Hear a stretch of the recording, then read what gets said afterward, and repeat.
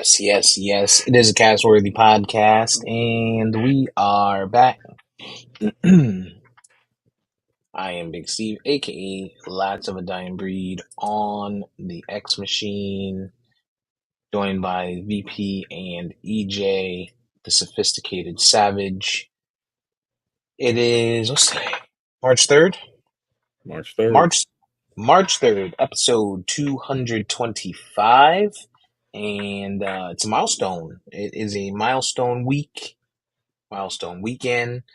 LeBron hit a milestone. We hit a milestone. We hit our 5-year milestone. We've been kind of doing this for 5 years now, on and off, if you will. So shout out to you guys. In 5 years, 225 episodes. Time to turn it up a little bit. Started this in 2019. 2019. So that would make, on our things, man. On our things. But how was you guys' week? Not eventful. Not eventful. Uneventful.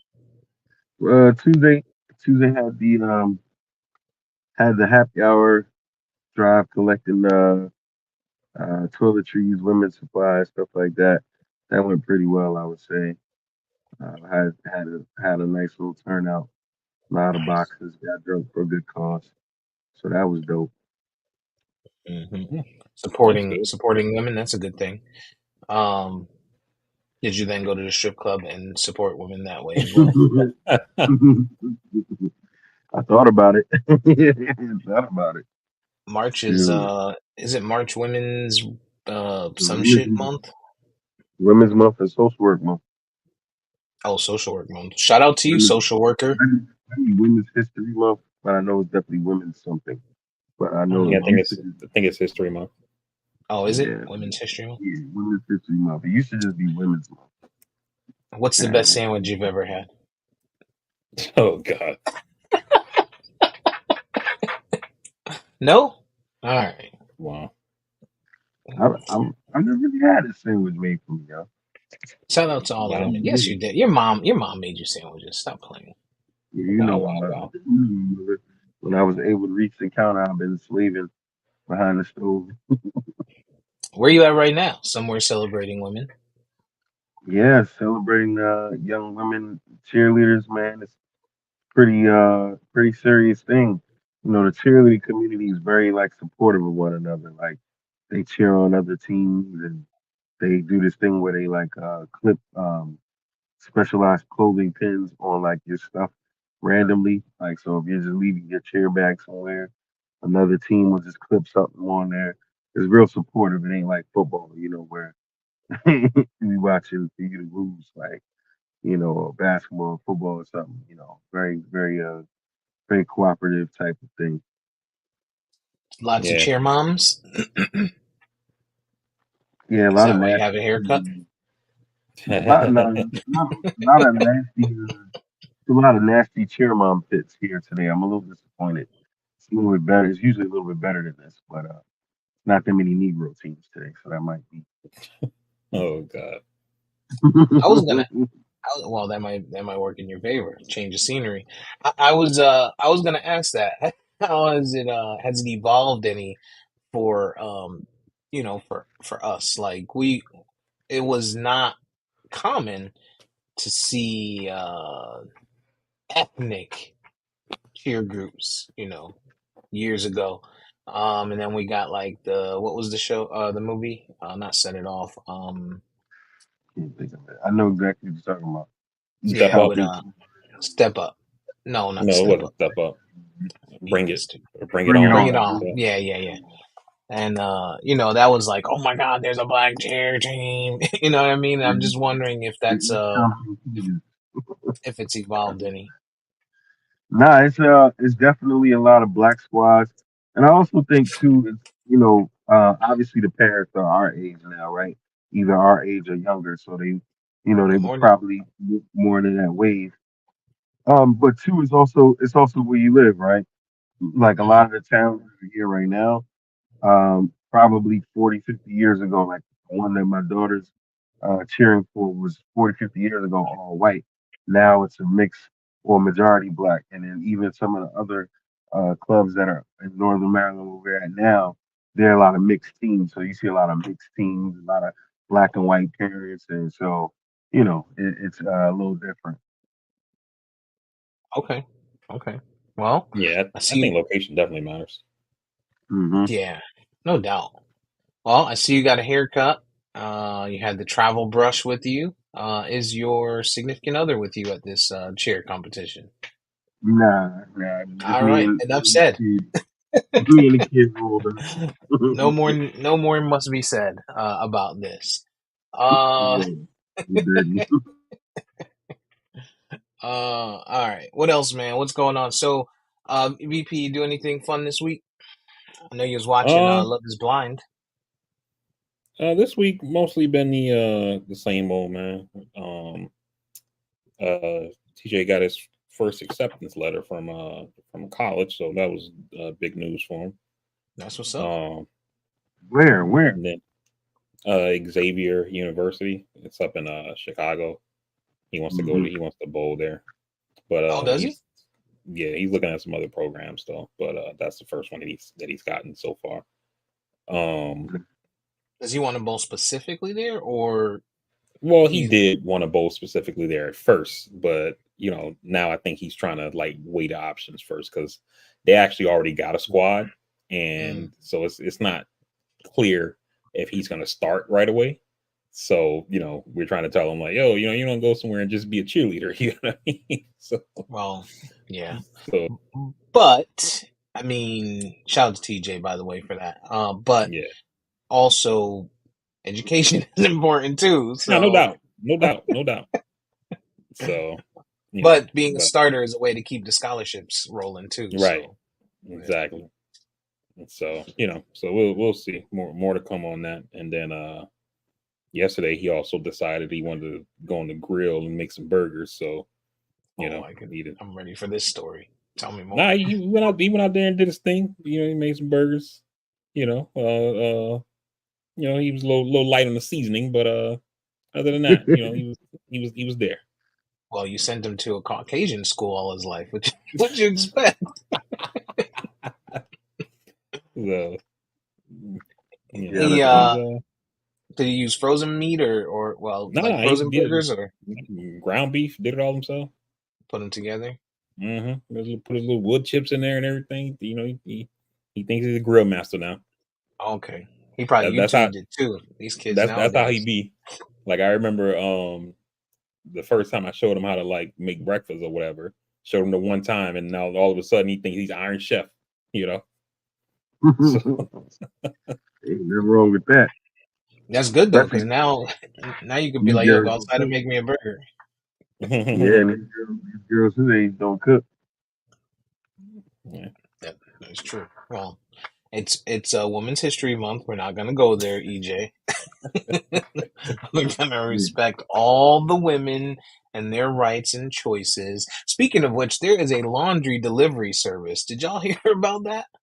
I think it's called Pop It or something.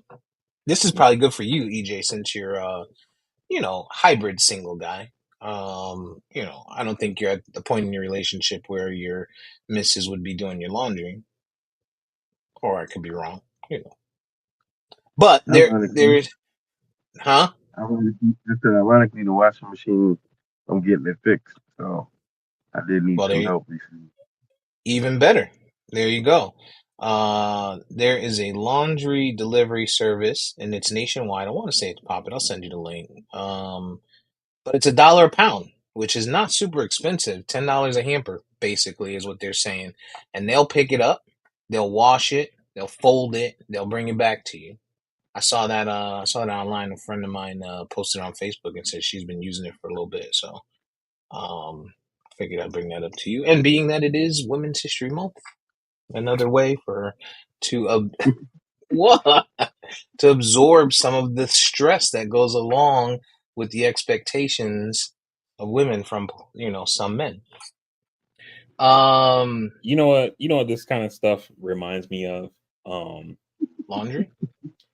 no, like Oh, when I was in the military, like during the George W. Bush years when I went to Iraq. So just in case you don't know, I'm pretty sure most people probably assume, like the military is basically like self-sustaining. You know what I mean? Like we can cook our own chow. We have our own like utility services, like for power, for water, communications, administrative Mhm. stuff to make sure people are being paid properly, and like everything that happens in a normal job or like on base in a city or whatever, you can do out in the field or out like in country or something like that. You know what I mean? And during the Bush years, they started essentially using, and it's not, I mean, I say they started. They kind of put it a little bit more on steroids than it used to be typically, during any administration, whether it be Democrat or Republican. This whole using the Defense Department as a welfare program for defense contractors. You know what I mean? And so when I get to Iraq, there's like all these services, that do the laundry and cook the meals and provide the utilities and take care of the water and take care of this and take care of that or whatever, where like the military can do all that shit on their own. You know what I'm saying? And so it's just like you're The just least throwing they can do. money at these. So like hearing you say they have a service for laundry now, like kind of reminds me of that, of people just, okay, yeah, I'm gonna just pay for this thing now, and then now we don't have to do that ourselves or whatever, and now it's just you paying more money for shit. Yeah, we're Yeah. moving into a space where you don't have to leave your house for nothing. You don't got to leave for groceries. People do your groceries.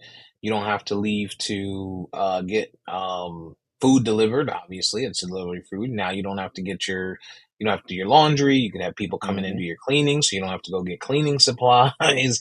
And remote work. I mean, except for the government, of course. EJ has made it clear this week because he says Biden hates remote work. Um, but if you have a remote work job, you don't need to leave your house there either. So we're getting to that space, Yeah, sort of like you know, like the Jetsons. Remember the Jetsons? You didn't really have to leave. I mean, George Jetson left to go to work, but he didn't have to. Just a choice. yeah, yeah, Our local laundromat is like a chain, but they've been doing that even pre pandemic. But I don't know that I ever really trusted them. But I heard some people, had used them, and they used to actually pick people up to drive them to the laundromat, which was oh actually I wow, thought pretty genius, especially in a city like Baltimore, where people don't drive. A lot of people don't drive, and the elderly people, got to rely on little local bus type things. So yeah, they've been on that for a pretty long time now. Interesting. Yeah, it's Poplin, Poplin. It's a pound, and they'll do up to 100 pounds. And generally, you get it back. It says on their site within 2 days, which hmm. is not bad, not bad. Put all your dirty drawers in there and shit. Yeah, You know, I would be hesitant on something like that. I mean, same thing like with the like when you do the online groceries. If I order a watermelon, like when I get a watermelon, I got to go knock on it to make sure it's sweet. And then I don't know if they're doing that. They're just picking one up. it's racist. I'm just saying. Well, I mean, it says that they wash everything in cold water and they dry everything in medium heat. Because when I first Mm, saw it, I was thinking the same thing as you. I'm like, they're gonna shrink all my shit, like right. And they wash everything in cold. You're supposed to wash whites in hot water. Well, I Yeah, Like, mean, what are we doing here? look, they just they're saying the new machines these days you can wash in cold water now. That's the whole beggars push to be beggars economic. I can't be mean, choosers. eco-friendly. Nah, They say it's more eco-friendly now to just do everything in cold water. You ain't see them Stone Cold Steve Austin commercials? listen, And if my you grandma, wash your ass, then it don't matter if you use warm water on your whites because they're not filthy. my grandma washed her whites in warm water, and she taught her children to wash them in warm water. Who taught their children to wash them in warm water. So I get that, like they are saying you can use cold water, but I got generational, context and information here that you do it in hot water. Mm, generational context. Never mind. Yeah. You know, Okay. Yeah, you're right. You're right. You're right. I need a dry cleaning delivery service that's like inexpensive like that. That's what I need. Because laundry is not a huge deal. Like, people make laundry out to be this horrible thing, and you can do that between episodes. right? Between episode, you go throw it in, you watch the episode, now you go switch it to the dryer, come back out, next episode, you fold the shit. Like, Exactly. it's not as bad as it seems. It's the dry cleaning though. And it's mainly because I be forgetting to pick it up. Like I take my good clothes, my work clothes to the cleaners because I need them pressed and I need the collars crisp and stuff like that. And then next thing I know, I'm like, damn, I don't got no shirt to wear. Where's all my shirts? Oh, they still at the cleaners. So I gotta pick them up on the way to work. It's just, I need convenience, man. I need convenience. Um, so that's an interesting thing. What else is going on this week? So TJ got his acceptance. That's awesome. His first acceptance, hopefully first of many, and he gets choices to make. That'd be a great thing for him. I don't know. How do you feel? You feel like you want him to go away, or you want him to stay somewhat local, or I mean, we want him. We don't really care about local. We want him to be closer, Mhm. but but everywhere he's looking is out of state. So it is what it is. Yeah, Chicago is a breeze up there, boy. Yeah, He I ain't tried to no, tell he him. ain't no cold like no Chicago cold. Jeez. We tried to tell him, but we'll see what happens.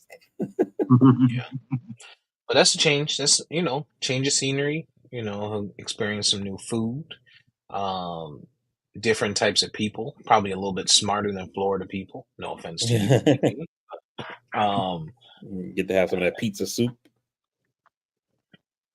yeah, deep That dish. deep I think lasagna they they call it call deep dish. it, that lasagna they Yeah, call It's pizza. yeah. it's actually And, pretty. It's actually pretty good. It's actually pretty mm, good. I It's don't not. know. I mean, but when I say pizza, I'm thinking pizza, like real, like nice, thin crust, crunchy. I mean, I'm from Exactly. the pizza capital of the world. You know, best pizza in the world, Connecticut. So, um, Yeah, yeah. that's right. You say Connecticut is the best pizza. Google it. Google it. New Haven, Connecticut, man. I mean, Yeah, well, that I pizza get it. really. I get what you're saying now. You're an American, and most people think the world stops at our shores. So, Uh, This guy never took me to that pizza spot in Maven. It's like United States landmark favorite. This guy never took me there. yeah, Foul dude. sorry, it's okay. like I when I did. hear I people did you a favor. rave about Kobe's, like, yo, that Japanese, oh my god, I'm like, okay. I It's the mean, I did best. a year in Japan, and Kobe's is straight, I want to go to Japan, man. I heard Japan is nice and clean, Yeah, it's nice, man. It's nice there, and the people are and they friendly as actually. hell, man. I was gonna say they're friendly. They care about their elderly. They got respect. Like that's what people keep telling me. And you were probably the tallest person in the country at the time. Well, Yeah, unless there it's was someone weird, else on man. base. Yeah, it's weird. Like, like you hear like the tropes and stuff like that, but like Asian people are really short, man. Like it's crazy. It's Like not a trope if it's true.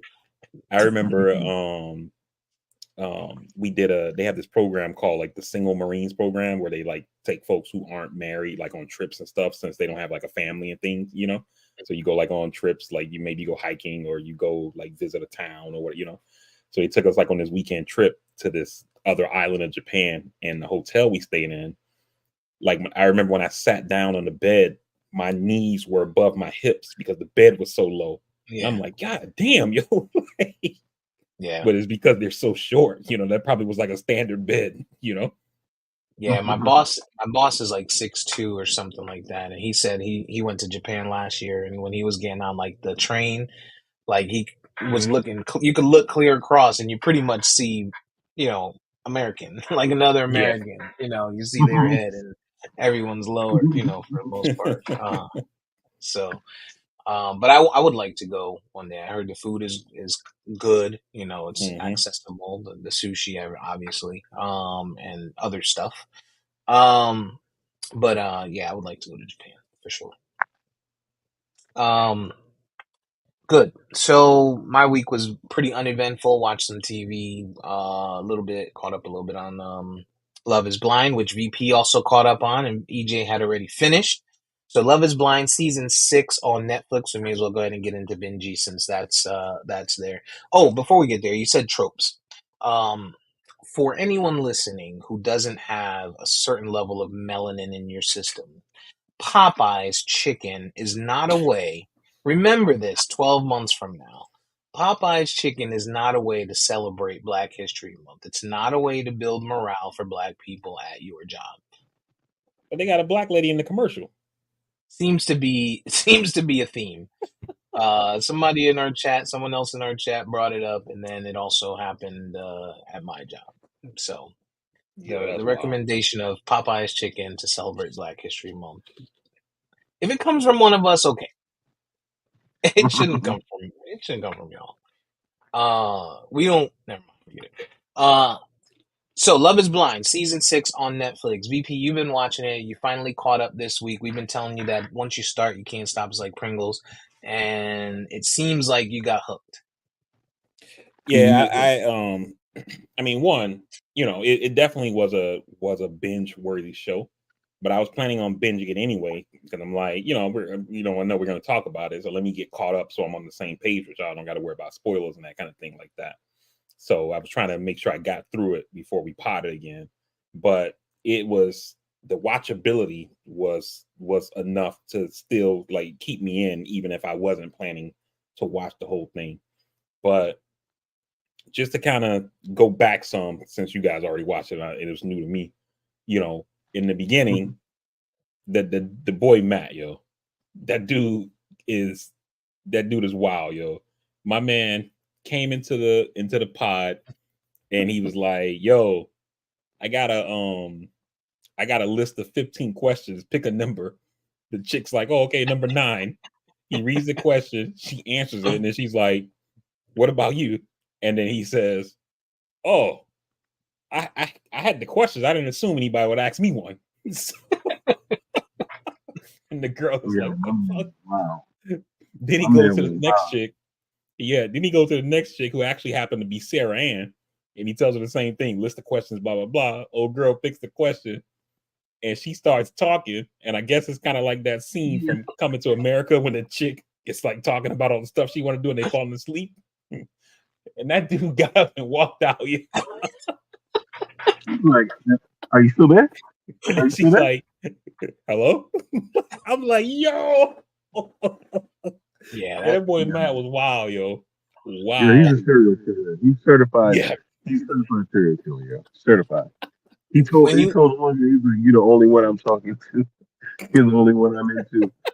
Did you tell the other one the same thing? It's like, yeah. got it, yeah, they caught his he's like, ass. what I told you was deeper than what I told her. Like, Right, dog, come on, EJ, you watched the other seasons. Is this the best season of them? Uh, I heard 4 was dope too. I heard 4 had a villain in it as well. I saw a I couple can't. people on IG saying besides season 1 that this season was the best, but this is the only season I've seen, so I don't know. Right. Yeah, I've seen the other ones sporadically. Like I just saw the very last one. That was pretty. It was decent. It wasn't like a lot of drama to it.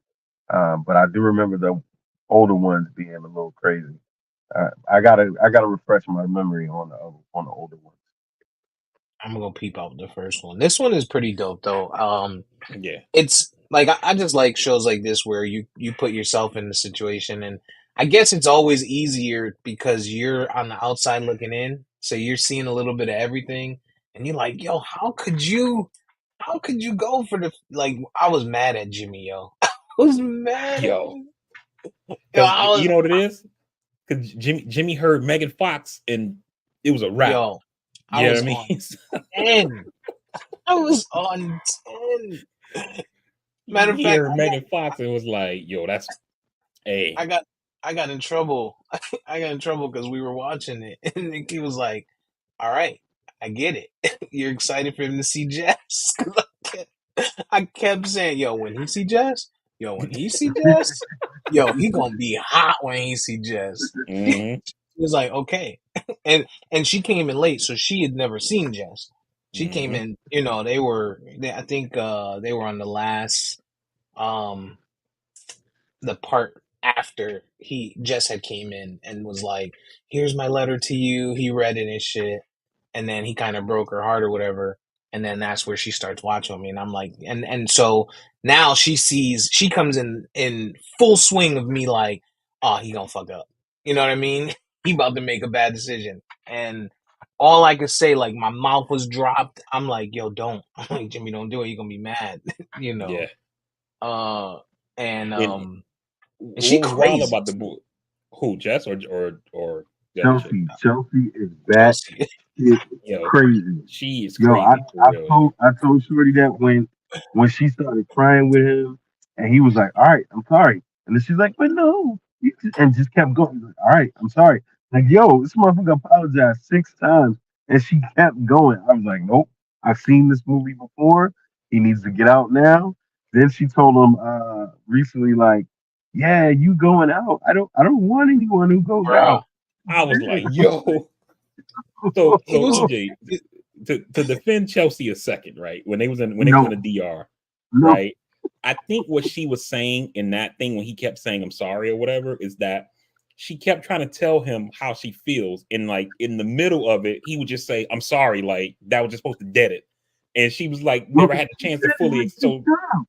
She huh? said it like 8 times. She was just like, I felt like he left me and he heard her, he heard her, he heard her. And he was like, the whole time I'm walking around raving about you though. Like, right. And I'm that's the just thing. He building was with talking people. about her. He's like, I'm Yes, just sir. trying to build with people and I thought I was doing a good thing. And she was just like, but no. I was like, But yo, yeah, I'm yeah, like, Chelsea's out there, yo. She's like, And I don't want to date a guy who's gonna be going out all the time. He was like, I was gone for an hour. I I was was gone like, for an yo, hour. He said 30 an minutes hour I and was 30 driving. minutes. Like I've been away from my hometown for 30 days. It's my friend's birthday. No, 3 months, he said. I've been gone yeah. for 3 months. It's my friend's birthday. I went out for an hour. Well, if you're gonna do that, then I don't want what? All right, It's bitch. like, You yo, you like, are crazy. Like yeah, you batshit crazy. they need to call the show Love is Death because it Yeah. be like they I don't think they hear like Chelsea's fucking crazy and Jimmy appears to not be hearing it. The the other dude, Clay with AD, like this nigga tells her every episode, like, yo, I'm gonna be cheating on you. And she's still like He like, yo, I don't trust marriage. I don't believe in marriage. My parents' marriage broke up, so I know my shit gonna break up. Like, And what's crazy, every time they get in the room with their family, it's like, all right, we got to tell them what foul shit we do today. Like, yeah, damn. As soon as they get in as soon as he came in the spot, like, yeah, she don't like that I be working a lot, yo. It's a right, problem. Like, damn. Hey, right. you ain't even asked for a fight with us? I'm right. I'm meeting your mom for the first time, and you you telling her that I don't trust my parents' marriage. Like that shit's crazy. yeah, yeah. That show is wild, yo. And then your boy Jeremy, yo, Jeremy's a legend, yo. Jeremy's a Yo, this G. dude, yo, yo, my Jeremy's been a man's G like, from the beginning. yo, you wanna go get them jet skis? I'm like, yo, this nigga's a legend, yo. Yo. He sat there, he was like, kick rocks with no socks. And you're not a man. He's just like, okay. Bet. But she was kind of crazy. She was kind of crazy. Like, and But you got to think from her standpoint. She's attacking him. She's attacking him as a man. Like we heard all of that, and he could have easily just like he could have deaded her right there. Like, all right, I'm gonna go be with Sarah Ann. You done? And it's like he almost tried to keep it somewhat respectful while she's just slamming the shit out of him. You know what I mean? yeah, but I think it's just one of those things, like, because like my man tried to be slick with the location joint.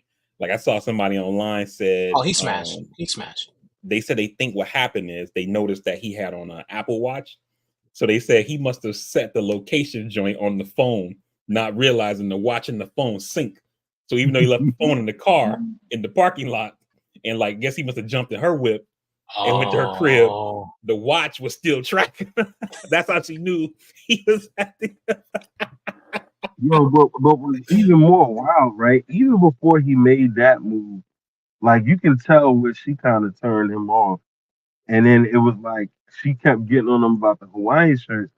And then her own family was kind of looking like, "Bruh, you okay?" And then her sister, her brother's wife was like, "Yo, why are you telling him to take the Hawaiian shirts off? Let the man live. Like, let him be him." And you could Yeah, just tell she's a little overbearing, yo. yeah, because a she little. even I, the sister or sister-in-law, whatever she was like, yeah, my husband loves Hawaiian shirts. She said, you know what I did? I went and bought him some more Hawaiian shirts. So you like, why are you making a big deal out of this shit? Right. So yeah. You could tell that night he was kind of like after they came and recap what was going. You could tell he was kind of like, "Yo, this ain't it, yo." yeah, Like, this and ain't it. then like with the whole like like my point about love is blind versus love is deaf because one Jimmy meets Chelsea, you can see on his face he's like, what the fuck? then Bitch, you then said Megan Fox. You He said said it though. Megan she was like, Fox.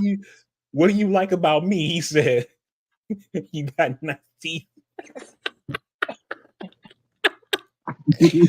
Oh shit. He said in the interview he was like, she kind of wasn't telling the truth about it. Yeah. Like, She Yeah, told me she looked like Megan Fox. yeah. yo, terrible. Yo, you know though, Kenneth dropped the biggest bag. Like he fumbled it. He Yeah, fumbled it, yo. I Because agree. Brittany seemed like she was like, I mean, now granted, she ain't giving no box. Like, think about it. 3 months they was away. You telling me we about to get married, and you haven't given me look. So I kind of get his, and he only 25-year-old kid, so he thought the experience was going, all right, I'm gonna get in here and I'm gonna get in there. And he chose right. Like, he chose the right one because she it. Yeah. She even seemed like a good girl, like beyond the physical. Hmm. Like, she seemed like she was ready to hold it down. Like, even when they got back and she starts unpacking and he was like on his phone and shit, she still Yeah. was, she didn't even start no fight, nothing. She just like, which side of the thing you want? Which side of the dresser you want? He like, whatever. She like, okay. And she just kept like, she seemed like a really good girl, man. And he Yeah. fumbled that. He fumbled that bag big time. Definitely. On That the conversation with AD though, that conversation with AD mhm. swayed him. That she was like, AD was on some little support hate shit. She was like, "So are y'all gonna have like mixed babies? Like, is she gonna be able to understand?" I was Right. like, "Oh, Bitch, you a he, stripper. You a yo, stripper. Why am I even listening to you? he She's was a stripper. Yeah, at she's not that a point. stripper. No, she said she's in real estate. But at that point, son was like, I had never dated a white girl before. His people was hollering. I'm like, yo, don't bring that white girl back here. My Yeah, man you had to take know his what's heart. crazy though? It's like I said it to Steve in the chat or whatever. I don't know if you were in that conversation, EJ. I was like, she said to him that she had dated black dudes before. You know what I Mhm. mean? So it's not like it was the first time for both of them. You know what I mean? So, No, like it was the first for him. It was the first for him. no, I know it was He first said, for that's what I'm saying. Like, yeah. it's not like it was the first for both of them. She Oh, yeah, said she yeah, had yeah. black dudes before. He And was her type. and given the vibe that she was on, it didn't seem like she just like casually dates. She seems like she was one of them girls that's dating, like looking for the long term. So I'm Right. assuming that if that's how she was prior to the show, that she's thought about, if I married this black dude, I'm gonna have mixed baby, woo, woo, whatever. You know what I mean? So I get it, like as a black man, you know what I mean? But like, I think that, that was like they made it seem like it was like this was like the 1950s or something. Like, you're gonna have mixed babies. Like, whoa, holy shit! I never thought about that. Right. Like, Right. Like, it don't exist, dog. I was watching and I'm like, yo, he scored, yo, because let's keep it real. Let's call it what it is. He was punching above his weight class. oh yeah, hundred Like, percent.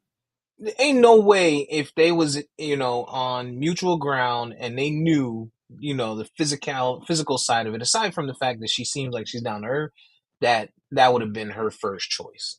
Like, if it was like you said, BB, if it was love is death, and all she could do is see him and read his lips, I don't think he would have been her choice. Like to Yeah, me, I agree. She would have went for a play or something like that. Like she Yeah, looks like she one of them Bridgeport chicks that went to Steve's high school, probably like the 5% black, I mean white girl. All her boyfriends is athletes. Yeah, like this dude, he blew it. And she was in the God in the church thing, like he claimed to be. I was yeah, like, this guy. he's stupid. He lost. But He he's a fumbled. 20. He killed me though. The red flag went up for me immediately when he was like he's a 25-year-old principal. I'm like, yo, you a Mm. 25-year-old principal and you can't get no yams. You gotta go on the show. I'm like, Well, it's well, single mom, it's that's why he's a auntie. principal. We saw how he was living in his phone. Like he probably was all work. He probably all work. Like it seemed yeah, like, even when they got back, he was like, "Yo, I got to work on this presentation to deliver." Blah blah blah blah blah. So while somebody who's watching it might have read it as, "Damn, he out here texting and being on Instagram and looking at bitches and shit."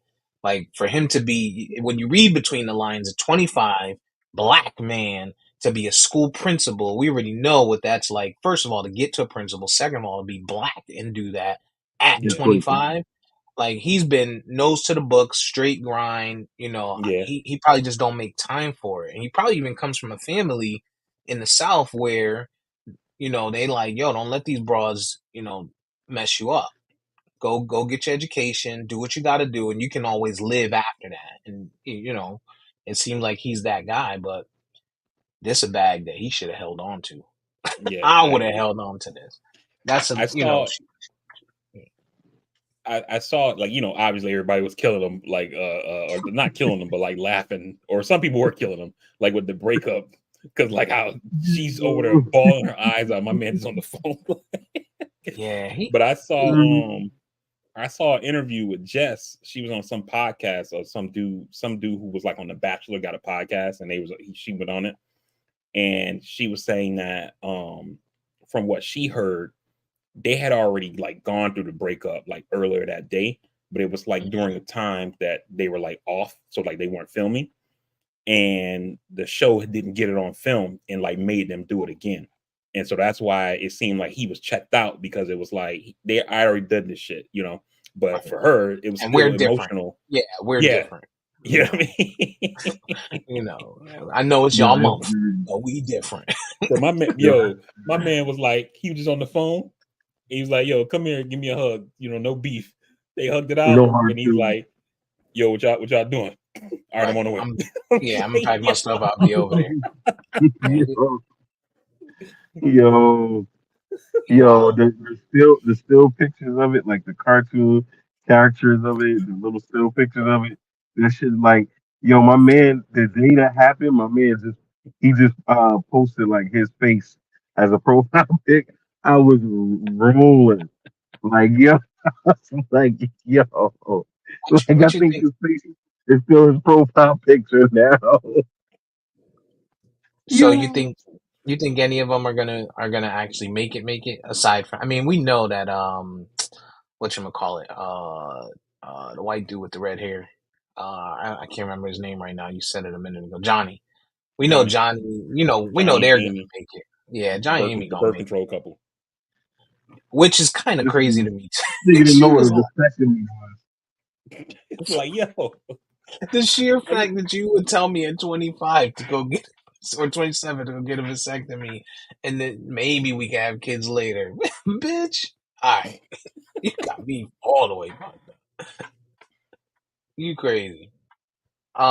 But he just seemed like, that's a little he seemed a little OD in that area, I'm scared that, if we have a kid. No, if it happens, it happens. right, You married, you got this commitment.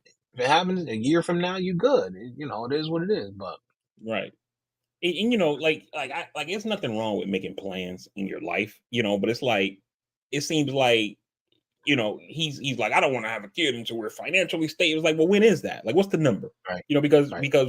you plan to do all that shit, and then like I'm pretty sure it was people like, I'm not having a kid until woo, woo, woo, woo.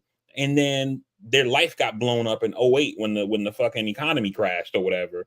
So Hmm. do they have to wait like another 6 years to get everything back on track? And then, like it's not like women are like men and can just have kids whenever. You know what I mean? Like at some point, it's not gonna work. You know what I mean? And she's already like 30. Right. So it's like, dude, like y'all tripping. You know what I mean? Like I get it, like not rushing, but damn, it seems like You he's know, overly it seems like one of those like irrational fears. unfortunately for a lot of women, a lot of dudes, that's their excuse. That's their excuse. I'm not having kids, so I'm financially ready. And like you said, yeah. VP, like, what the fuck does that look like? What is it? Yeah. You know who else gives no fucks? Trevor. Trevor came in there like the Hulk. Came in Yeah. there like, hey, I'm still your number one. Like Right. Like Chelsea, Chelsea. Yeah, I still she'll got be my there. heart bracelet on. I be tapping it. I'm It's tapping as soon as Jimmy's I girl. got out, I'm tapping I Jimmy's searched girl. you. Right. As soon as I got out, I searched you. I was like, Yeah, yo. yeah. He was Trevor, but he really fucked with her. Like even in the pods, like he was. He didn't see nobody else. He was like, all right, this is me, this is the one. And then even after, like when he saw her and she wasn't Megan Fox, which I don't know if she told him that, but which don't I mean we give Chelsea a hard time. She's still pretty, but she just it's like saying that you know Hmm, you I know think, I think that's doing a little bit of work in that sentence. I'll say Chelsea Fox is she all right. you don't think Chelsea's pretty? I think she's pretty. I She's think all she's right. she got a big ass forehead and a long ass chin, but you know I mean in the makeup, yeah, she alright. She all right. Yeah. I think she's prettier than the one that whatchamacallit was dealing with. Jeremy. I disagree.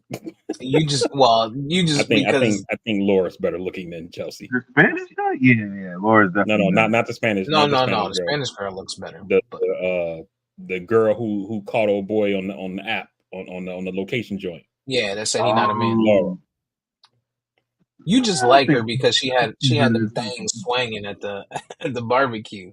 You was able to Yo, see it. Them things yo. was hanging. them I was things was, like, like they it was one scene, like I had it on, and I also was kind of on my phone, and like I turned like right as the scene was like flipping to something else. I'm like, whoa, whoa, whoa. They did the little 10-second backup. yeah. Where did those come from? she had the little cakes. She had the She little sure did. cakes. She did, and she had the little see through bottom too, and Hmm. she. But Listen, man, but that's why I be telling people, man. Some of my best looking women that I've ever been with are biggest scumbags, worst tempers, biggest yeah, drunks. You never know. but You'll that's ever usually meet. why they can be like that because they've come through life being worshipped for their Mm, physicality. You know what I mean? yeah, Like yeah, yeah. regardless of what else is going on everywhere else, we men, we fucking pigs, yo. We're visual Yeah, species. you know. Provision species, Uh, yeah. but I yeah. still But fuck with Jess, yo. Jess is the I, one, yo, for me. I think next week, if I have to guess, because it's what, four of them, right? No, well, it's only three now because Laura and oh boy broke up. But Hmm. if I had to guess, I would assume I actually think that Amy and Johnny, they're going to be the couple that gets married. Whether they make it or No not, who knows? question. They're going to get married. Yeah, no question. I, I I think they get think married. Go ahead. I think Chelsea and Jimmy probably get married, and it's gonna be a huge fucking mistake because like that chick is like, I mean, it's just red flags everywhere, Mm. and I could also potentially see AD and Clay getting married, and I could see them broke up in less than 6 months. Because I mean, this nigga is literally telling her like, I am gonna be cheating on you. The thing is, my read on Clay is that like I don't even feel like he's there truly for the experience. I I think don't either. he sees this as an opportunity to pop off and blow up.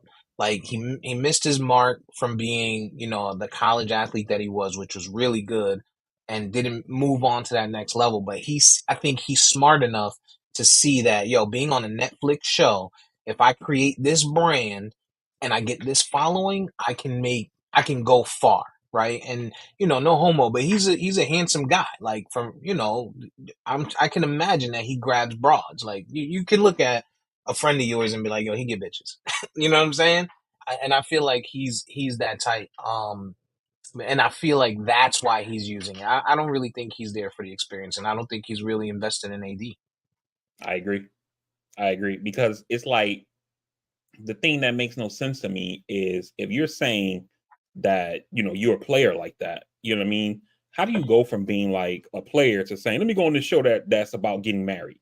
Right? That You're shit talking makes no about sense to me. hanging your jersey up in the rafters, like Exactly. all of that. It's a bit much. I do Yeah. think I agree with you. I think I think everyone feels like Johnny and whatchamacallit are gonna Amy. make Amy. She just a forgetful name because she's so quiet. And and I think Chelsea and Jimmy, I think they're gonna get married, but I think there's gonna be like a reunion show or a Where Are They Now type of thing, and we're gonna hear that that didn't work. And I feel like it's gonna be something centered around because Jess, I think her physically looking at him, I don't like. I don't think she would be physically attracted, but I think she's really invested in trying to start a family. Being a single mom ain't easy. And she's been that for 10 years, regardless of how beautiful she is. So, Yeah. it's a lot of stress for her. She probably thought or, felt like she was getting into something that was going to be long term for her and really work out. And I think exactly what you said about Brittany and Kenneth kind of applies to Jess and Jimmy, right? Hmm. Where I think Jimmy was punching above his weight. And like when you hear him talk, like the dude, he got a smooth voice. You know what I mean? Oh, yeah, yeah, yeah. He know what to And say. so yeah, like he talks very smooth. His voice, he is kind of suave, gets a little deep. You know what I mean? And like you hear her call him Jimmy with the juice. You know what I'm Hmm. saying? And so I think it's like one of those things where she's going into the show for what it's about, kind of like with Amy as well as Johnny. Right, She's looking for right. a dude, all this kind of stuff like that. He done hooked her emotionally, and even now that she see him, it's like Jimmy's okay. Like there are other dudes there who look better than him. You know what I Hmm. mean? But she's like hooked emotionally at this point, and so I think she's past the looks or whatever because he's definitely punching above his weight. With a girl like Jess. Couldn't agree more. And the one thing I will say is that's the difference between us and them. Because if Jimmy was black, he wouldn't have cared about being nobody's stepdad. Like at taking on another child, we do that. Like that's Yeah, our culture. I think that's a cultural thing, and that being the deterrent for him, I know he's kicking himself, yo. I know yeah. he is. It's crazy. But yeah, I'm interested in watching. What do they drop episodes every Wednesday, right? For that? I'm not sure the day. I know it's on March 6th. The next one drops, so I think Okay. that's Wednesday. That's Wednesday.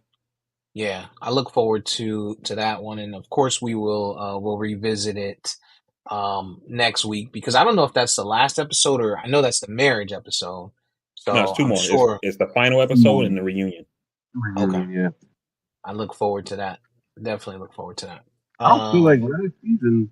I don't feel like season five had a reunion. If it did, I just didn't watch it. Season This is 5 was probably short because I went back to it. It only had like 13 episodes, so it was probably uneventful. Like they probably didn't. It probably didn't pop off like this. This popped off for a number of reasons. Like the blog started killing Chelsea for saying she looked like Megan Fox. Right? I had never ever seen Love Is Blind talked about on any of the blogs. I saw it on Netflix, but for it to be on the blogs, you knew something big had to happen. And I think she exposed it, and Jimmy had the rumor that he had a fiance before going to the show, Jeremy. which Jeremy. or Jeremy, I'm sorry, Jeremy had that rumor. So I don't know. Obviously we'll probably hear a little more about the truth, to that. But this I thing, actually saw that. I saw what happened there. He addressed it on his own IG. hmm, He said that he was engaged. He said he actually didn't even apply for the show. He said the producers reached out to him over IG and then he showed like the messages or whatever, like asking him, like, "Hey, would you like to be on this show?" And he was like, "Oh, okay." And essentially, like he was ending this relationship at the same time the show thing happened. So it's not like, like I guess he technically I mean, he wasn't married. I guess he wasn't even engaged, but you know, he was with somebody or whatever. And then like both things kind of happened at the same time or whatever. Yeah, yeah. But I think you're right though, Steve, about like how big this season was because I had heard of this show, but I'd never watched it. And then, you know, I started seeing there's a guy like I watch this guy on IG. He does like food reaction videos or whatever. Mhm. Like all his content is like almost solely food, you know. And even he is posting about like he was like, "Yo, man, Shorty got me watching this show with her, and man, yo, this dude Jimmy, da da da da." You know what I mean? So, Yeah, Jeremy, shout out to him again. He was the epitome of unbothered on them jet skis, yo.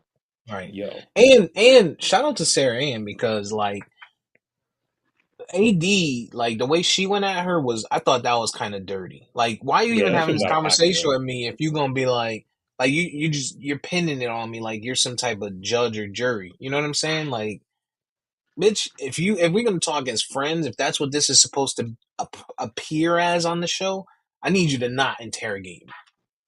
Right. And Like And Sarah her it, Ann, like message, it, she kept it cool a little bit. and her message, like she said, wasn't even that. I mean, she shot her shot. Like, yo, we were on a dating show. We were trying to figure things out, and like, yo, if the opportunity ever opens up, you know what I mean? Holla at me. She ain't trying to steal somebody. Like, and that chick, clearly by how she was behaving and how she just took it to the next level, it was just like it was only a matter of time before her and Jeremy wasn't gonna work anyway. Right. Even if they ended up married, yeah, that wasn't gonna happen. I mean, I hear you, EJ, but I'm like, It is still dirty. dude came home at 6 o'clock in the morning after spending all night Oh, with Oh you yeah, another talking about chick, that? yo. Like, no Oh question, well, no yeah, question. I, yeah, that's I fine. think, I think, I think she was within rights to kind of to feel some kind of way. You know? Dog, I've Yeah, gotten in trouble. I got in that this trouble just just for shows coming home at 6. Forget about coming home at 6 talking to another broad. I'd probably be You know what I mean? single right now. And I think it's the events leading up to that, like when they were beefing before that, and like she was just going in and the way that because you remember the fight they had a fight prior to that, and Mhm. I think that was what really because men we typical like he's thinking rationally like yo I'm not married to you, I'm not even sure that you're the right one, and you giving me all this bullshit. All right, I'm And gonna he go do seems my like thing.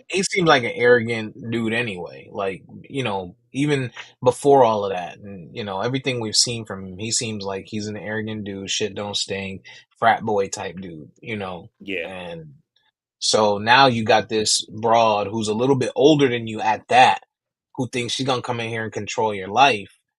And sure, I made a mistake, a big mistake, because I wholeheartedly feel like if he didn't pop, he definitely made out with Sarah in that night. He definitely made out and probably He did some claimed they dry didn't do humping. anything. He Yeah, they claimed they probably did didn't some do dry anything. humping. She's felt his meat. Maybe not Mhm. inside. They probably didn't have sex, but she knows, like, no question. 5 in the morning. 5 in the morning, Yeah, dog. nah, he's wilding. He was wilding for Yo, sure. my man Ain't thought he was being slick, yo. I sent you my location, Dad. I was in the parking lot the whole time. And right. no, what's crazy is Shorty already knew. And she was like, "What happened last night?" You know, hmm we But was it's in the good that parking lot. he knew, because if he didn't know, whew, if he would have tried to be like, "Oh no, my car broke down." It's like, But yo, it's also crazy that she know where Sarah Ann lives. Like, that's a little bit much too. Like, why do you know that Sarah Ann lives up in North Charlotte, like where my location was? I mean, it might have been one of like it seems like all of them are connected to each other, some kind of you know what I mean? So she Yeah, could have and just they reached out did. to somebody else on the show. Yeah, and they did build in the pod, so they might have had that Mhm. conversation. Like, what part of Yeah. the spot? But Yeah, because it seems like all of them are from Charlotte. yeah, I think she would have been a better choice anyway. Sarah Ann to me was a better choice than her Yeah. personally. I know you didn't like her VP because she had a lot of work done, but Yeah. It was too much, man. it still Too looked much. alright though. And she had a pretty face. She had a pretty face. And the fact that she was like, "Yo, let's hit them jet skis." Like, she was unbothered. He was unbothered. She was like, you know what? They don't like me over there. All right. Well, Yeah, Yeah, they was having I saw a dude on IG who was like the same guy with the I told you the food review dude watching the show, and he was like, yo, I knew something was crazy with my man because he even spelled his name kind of spicy or whatever. He because that's not like the traditional way they spell Jeremy. mhm. He's like, I knew something was gonna be wrong. I'm like, yo, this dude is wild, yo. Sent you my Yeah, location data. that's all Oh, you that's need what it though. was. I couldn't remember what the big fight was about. The big fight was about when they were in VR and he was at the little meetup joint, and he Mm-hmm. Oh, told Free what she said about AD, and she was the only one kind of acting like what I ain't do nothing, and he took the heat for it. Yeah, I couldn't remember what it was because I But thought then that was it for him. EJ, I think you're misremembering what happened there. right, right. So she told her and AD had some kind of titty slap thing. They called it bean slap or something in the pods. She told him about that shit and was like, "You should do it to AD," like jokingly. And then he went and said that shit to AD, like, "Yo, she told me to slap you in the titty." And Yeah, AD's like, "What the fuck?" Like, I you know think what I'm I think he saying? was hoping that she would be like, okay. Yeah, Right. Because she's like, yo, I told you that shit in private. Why would you bring that up? You know what I mean? yeah, Yeah. yeah. I mean, I got that piece. I think she got mad at him for their reaction, which I understood. But it was like when they brought it to her, they was like, "Well, why would you tell him something like that?" She was like, "I just thought it was a bad joke or whatever." So I yeah, think I that's just the thought wrong the couple to do that interaction. with. Like, Yeah. Yeah, like I not thought the us. interaction was gonna kill him. Yeah, I thought Clay was gonna get hot, but Yeah. It seemed like he was. Yeah. like I said, I think he's again. I think he's there for the blow up Mm-hmm. versus versus that. Plus he bring a lot more to the table. Like he got all these business endeavors. Like he's got a good job. He's situated, and she coming in like, oh, I do a real estate and I work at a bar. All right, okay. There's only but so much that ass is gonna bring bring to the table. Like you I better get this mean, OnlyFans popping or something. yo. Hey, That thing that banging thing, though. That that thing Yeah. bang. thing. I liked her mom though. I thought her mom was dope. I thought all the moms were pretty dope on that Yeah. Yeah. show. I agree. Like I All like the seeing parents. you can always tell that you can see the interaction between the moms, and you can tell if they actually care. Like Jeremy's mom was dope. Like she was like, nigga, I'd have been sitting in the living room waiting for you at 5 in the Yeah. morning. She like, you lucky it So, was me. I wouldn't went to bed. I've been mhm. like, been like kid's dad on house party. As soon as that door closed. Right, Oh man. right, yeah. Oh I man. do. It was pretty good, man. But I'm gonna watch. I'm gonna go back to the other seasons as well. Now that I've seen this one, I'll probably start at one since everyone is saying that's the best one. But I also heard four was good when I was googling. Mm. Um, and I'm gonna check it out. But looking forward to the next episodes. Uh, I've been watching Trader 2. And I know you guys aren't watching that, but it's good. It's getting towards the end. CT is still there. Spoiler alert. That's my dude. Y'all know that's my favorite dude from the challenge. Ever since he punched Adam in the face, like ooh, CTV. That was the moment I was like, "Yep, that's my guy right there." He gives zero fucks. Yeah. So he's still there. So I'm still excited about the trader. I think there's still opportunity for them. You guys been watching anything? Those are probably the two shows that I've kind of been hooked on. I watched like I was telling you last week, Shogun came out on FX. They did 2 episodes back to back. I gotta get on that. I wasn't really feeling it. I mean, it's a lot of deep acting. They're taking a lot of time to like build a real intricate story, which you can appreciate. But I just to me, they have this. It's a couple things I don't like about it. I'm not going to spoil it. But it's hella subtitles. So it's like it's not you gotta watch the subtitles and they're trying to like give you this really detailed and great acting, but it's like you gotta focus on the subtitles so hard. It's kind of hard to see. and it ain't like the kung fu joints where like a lot of the action takes place in a camera far away, so you can just see the subtitles and the action at the same time. A lot of this stuff is up close and personal acting, so you having to look down, look at the face, look down. So I don't know. We'll see how it builds up, but I wasn't that impressed so far. I mean, I'm ever since you brought up that show, I've been hearing nothing but good stuff about it. I've been hearing it's really good, very good acting and things like that. So I definitely want to check it out. You know that's EJ's MO though. He always hate everything when it first starts. I'm not gonna watch it. I can tell you that right now. The way he's talking about the subtitles, I'm not with that. I hate subtitles. I hate it. Like I don't mind subtitles if I'm watching something and I decide to turn them on because maybe there's some heavy accents, but I can still understand the English. But if they not even speaking English and I gotta read, nah, fuck that. Y'all can keep that. I don't Mm. got time for all that. I don't I like think watching more. the. I'm also like their mouth, like the mouth moving and not like even if it's just like if I'm streaming something and the audio's off, I won't watch it. Yeah, It's that's why like I don't like a lot of those Netflix joints where it's like the American voiceover. I don't really like those. The only time I like those like when it's like the Korean joint, like Train to Busan and the other stuff. But I don't I can't do that for too long. yeah, Gotcha, that makes sense. Squid Games. Um, yeah, for me, Love Is Blind. I started watching Abbott Elementary. I didn't realize that had come back, so I caught up on that.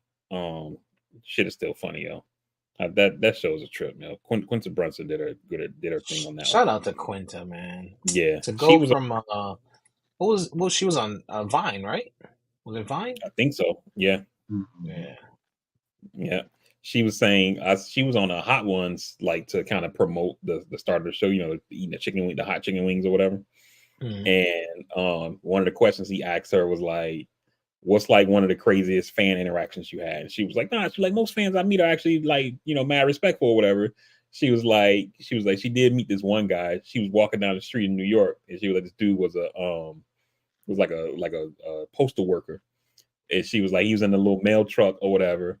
And when he saw her, he stopped and he got out and he was just like, "Hey," he was like, she was like, he walked in the door. What the fuck?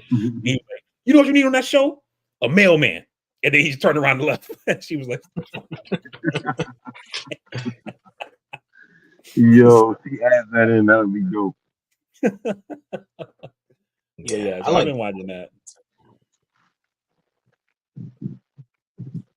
I got to get back to Abbott. I started it because it had all the publicity and stuff, and also I saw her at a bunch of award shows, and I was like, man, shout out to her, black woman doing it huge out of nowhere.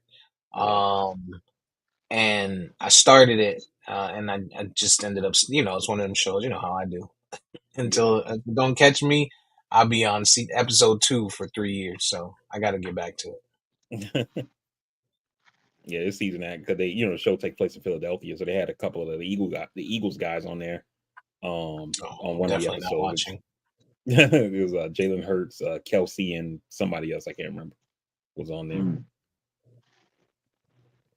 Yeah, I'm gonna check it out. I'm gonna check it out for Yeah, sure. Um, cool. So let me go back to my little topic list that I created here. Um, y'all got anything while I'm looking up mine? I mean, Yeah. last That's night all Braun good. hit 40K. Ah, that's what. Yeah, milestones. LeBron James, 40,000 points. Yeah. Forty That's crazy. thousand points. First time And to they ever do it, still right? on. First person to ever Yeah, do it, right? And yeah. they Yeah, of still course they, And then of course. career, he's 40,000 points, 11,000 rebounds, 10,000 assists. So his career numbers are a damn triple double. Like that's crazy, man. That is crazy. Like to play at that level for that long, like that's insane. Yeah, longevity. I on. mean, when you talk about longevity, he's definitely got the best track record, I think, of any athlete, except for maybe, would you say Kyle Ripken, EJ, might be, Ripken, Eli Manning, those guys. yeah, Eli yeah, but Manning. I mean, but they were dominant. I I'm, mean, I'm LeBron saying is in the sense dominant. of, I'm saying in the sense of just having that Iron Man, Just a you long know, longevity piece. longevity piece. Yeah, Yeah, but because I Like think Eli, I I when saw, think this is starting or some shit like that. Which in the yeah, like NFL, wow. I saw somebody on Twitter who posted like trying to like put the 40K into perspective, and that person was like, "Let me give you some perspective on the 40,000 points."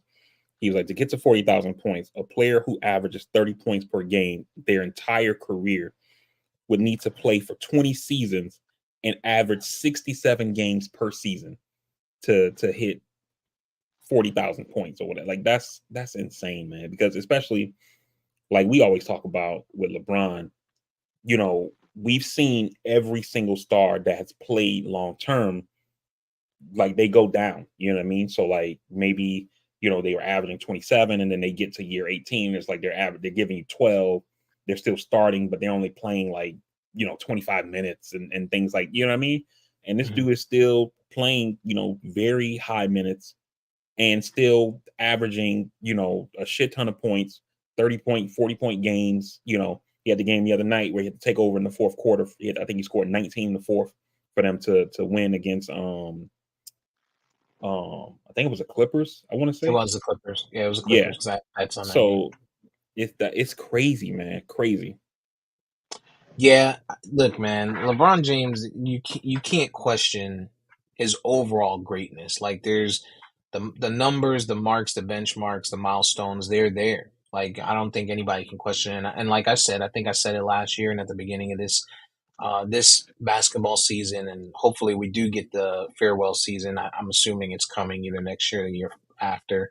Um, we're gonna miss this guy. Like, I think we spend so much time criticizing LeBron, and he's the Floyd Mayweather of it, he's the Dallas Cowboys of it. Either you're on the side that you love him and he's your GOAT, or you're on the side where he can't be in that conversation because you feel like you're giving up the GOAT nod to the actual GOAT, which is MJ, right? And so it's hard to find that middle ground, and I kind of feel like I'm getting there for LeBron. Like, you can't question his greatness, and I feel like when he's gone, the season that kicks off where there's no LeBron James, there's no game where you're saying, hey, LeBron is playing X tonight, and they don't have the poster of, oh, Tuesday night, LeBron's Lakers or LeBron's Cavs or LeBron's Heat versus blah blah blah. I think is going to be a real culture shock for NBA fans, people that Yeah. love and hate him. Yeah. I think 'Cause I mean, go ahead, BB. yeah, I was just gonna piggyback on what Steve just said, because given his longevity, right? You have some people like TJ, for example, like he's never seen an NBA without LeBron, and so Mm-hmm. like like you have people who've gone through their whole childhood and into adulthood only knowing the NBA, with this dude in it. And I think you're absolutely right that it's gonna almost be like a culture shock to have him no longer in the NBA, man. It's crazy his longevity. Yeah, no, I mean we talked about this long before other platforms have. Kudos to us. And I think I'll introduce this element where it's like Jordan was very much hated in the league as well back then. I think people forget that, because he stopped all your favorite teams from winning. Like as a Knicks fan, I hated Michael Jordan until he retired. And the thing is, we didn't really have to worry about a transition guy because we had Kobe Bryant who came in, and whether we knew it or not, he had every intention on being that guy in this league. LeBron, same thing. We didn't have to worry about where this league might be because he was already crowned the Messiah in high school. And whether he liked it or not, he had to take on this role. And he's carried it pretty well. And I think we've said this to a degree before. I don't see anyone in today's NBA that A wants the spotlight, B commands it, C is downright guaranteed to have it. I don't see it. Steph is going to be on his way out. KD and them guys, they're going to be on their way out soon. You got the Devin Bookers. You got the Donovan Mitchell. I think Dame don't even have that much more time left.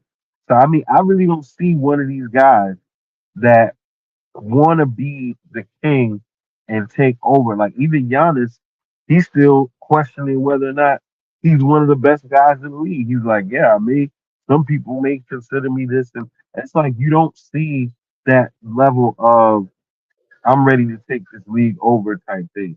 And with John Morant, we can't even, we don't even know what to expect from this guy. So I mean, it's gonna be to your point. It's gonna be pretty scary for this league, figuring out where to go. Like even a Luca, you can't even. He's European, number one. Kid in Denver, he don't really care. You got guys like Jalen Brunson, who is in a big market, who could have it, but he don't seem to have the personality. So it's gonna be really interesting for this league.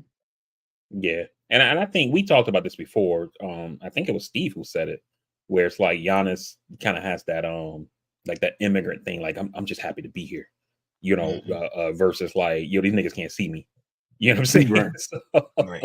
So I think that's a little bit of the thing with Giannis, and might be for Jokic as well to some extent. But yeah, but I think you make a good point there, EJ. But and what's also wild to think about with LeBron hitting 40K, if you think about his first, let's call it like 5, maybe 6 years in the league or so in Cleveland, where he was much more willing to pass and give up shots, and that may help the assist number, having 10,000 assists. But I mean, he could have 45,000 points right now, maybe even 50. Had he just been more of a me first, give me the ball, get the hell out of the way Stop. type of Stop uh it. type of player. I'm not gonna let you do that. I'm No, not gonna let you. I'm not gonna let you get that off without a little bit of challenge. I think there's some truth to that, but I think the other side of that argument is people would say, the people that are using that 40K argument to move the mark on the GOAT convo is they don't defend you. They don't have to defend you because they have to defend all the other superstars around you for your whole career.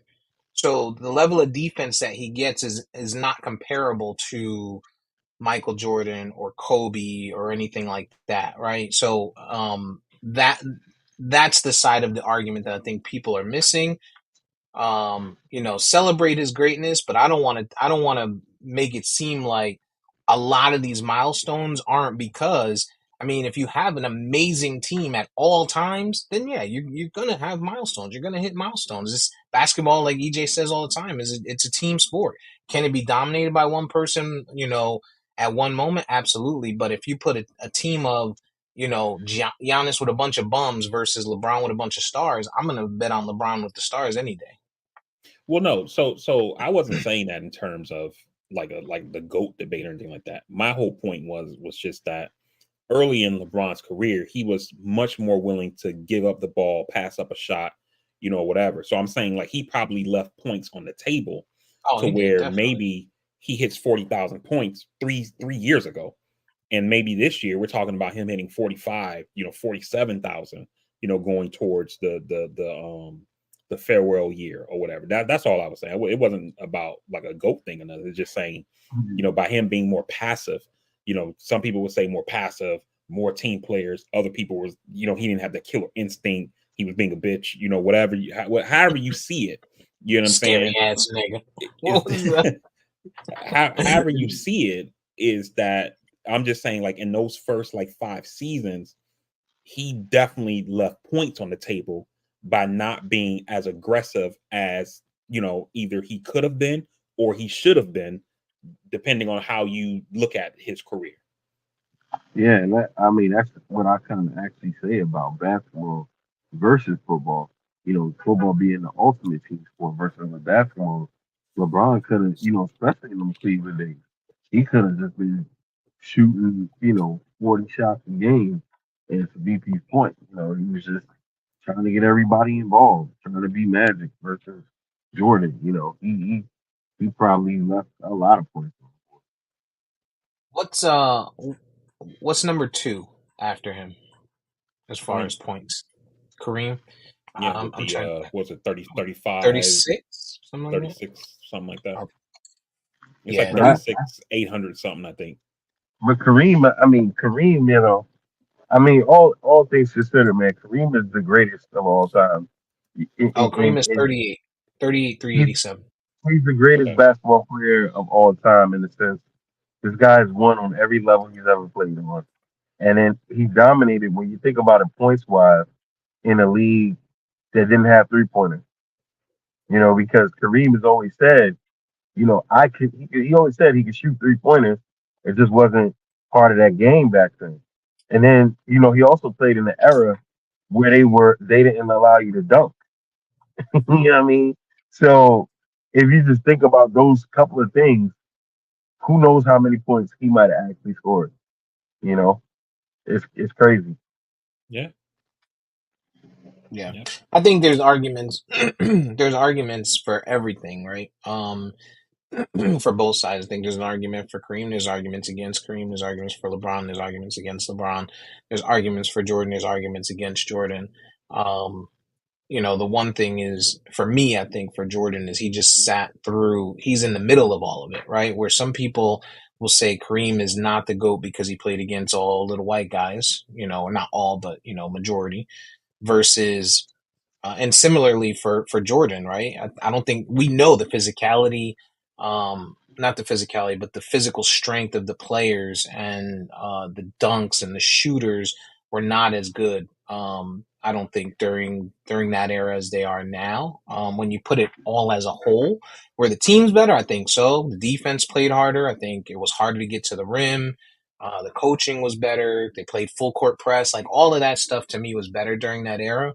But I think if you put just the physical specimen that we see today, like these aside from like the Jokic and those guys, but these guys are jumping higher, running faster. They're bigger, stronger than we've ever seen in the league before. In today's NBA. Yeah. Yeah. I That's think that's when you a talk about it, those four guys, they're the only ones that can really ever speak to that. Kareem, Kobe, Jordan, and now LeBron, because they literally played in multiple eras.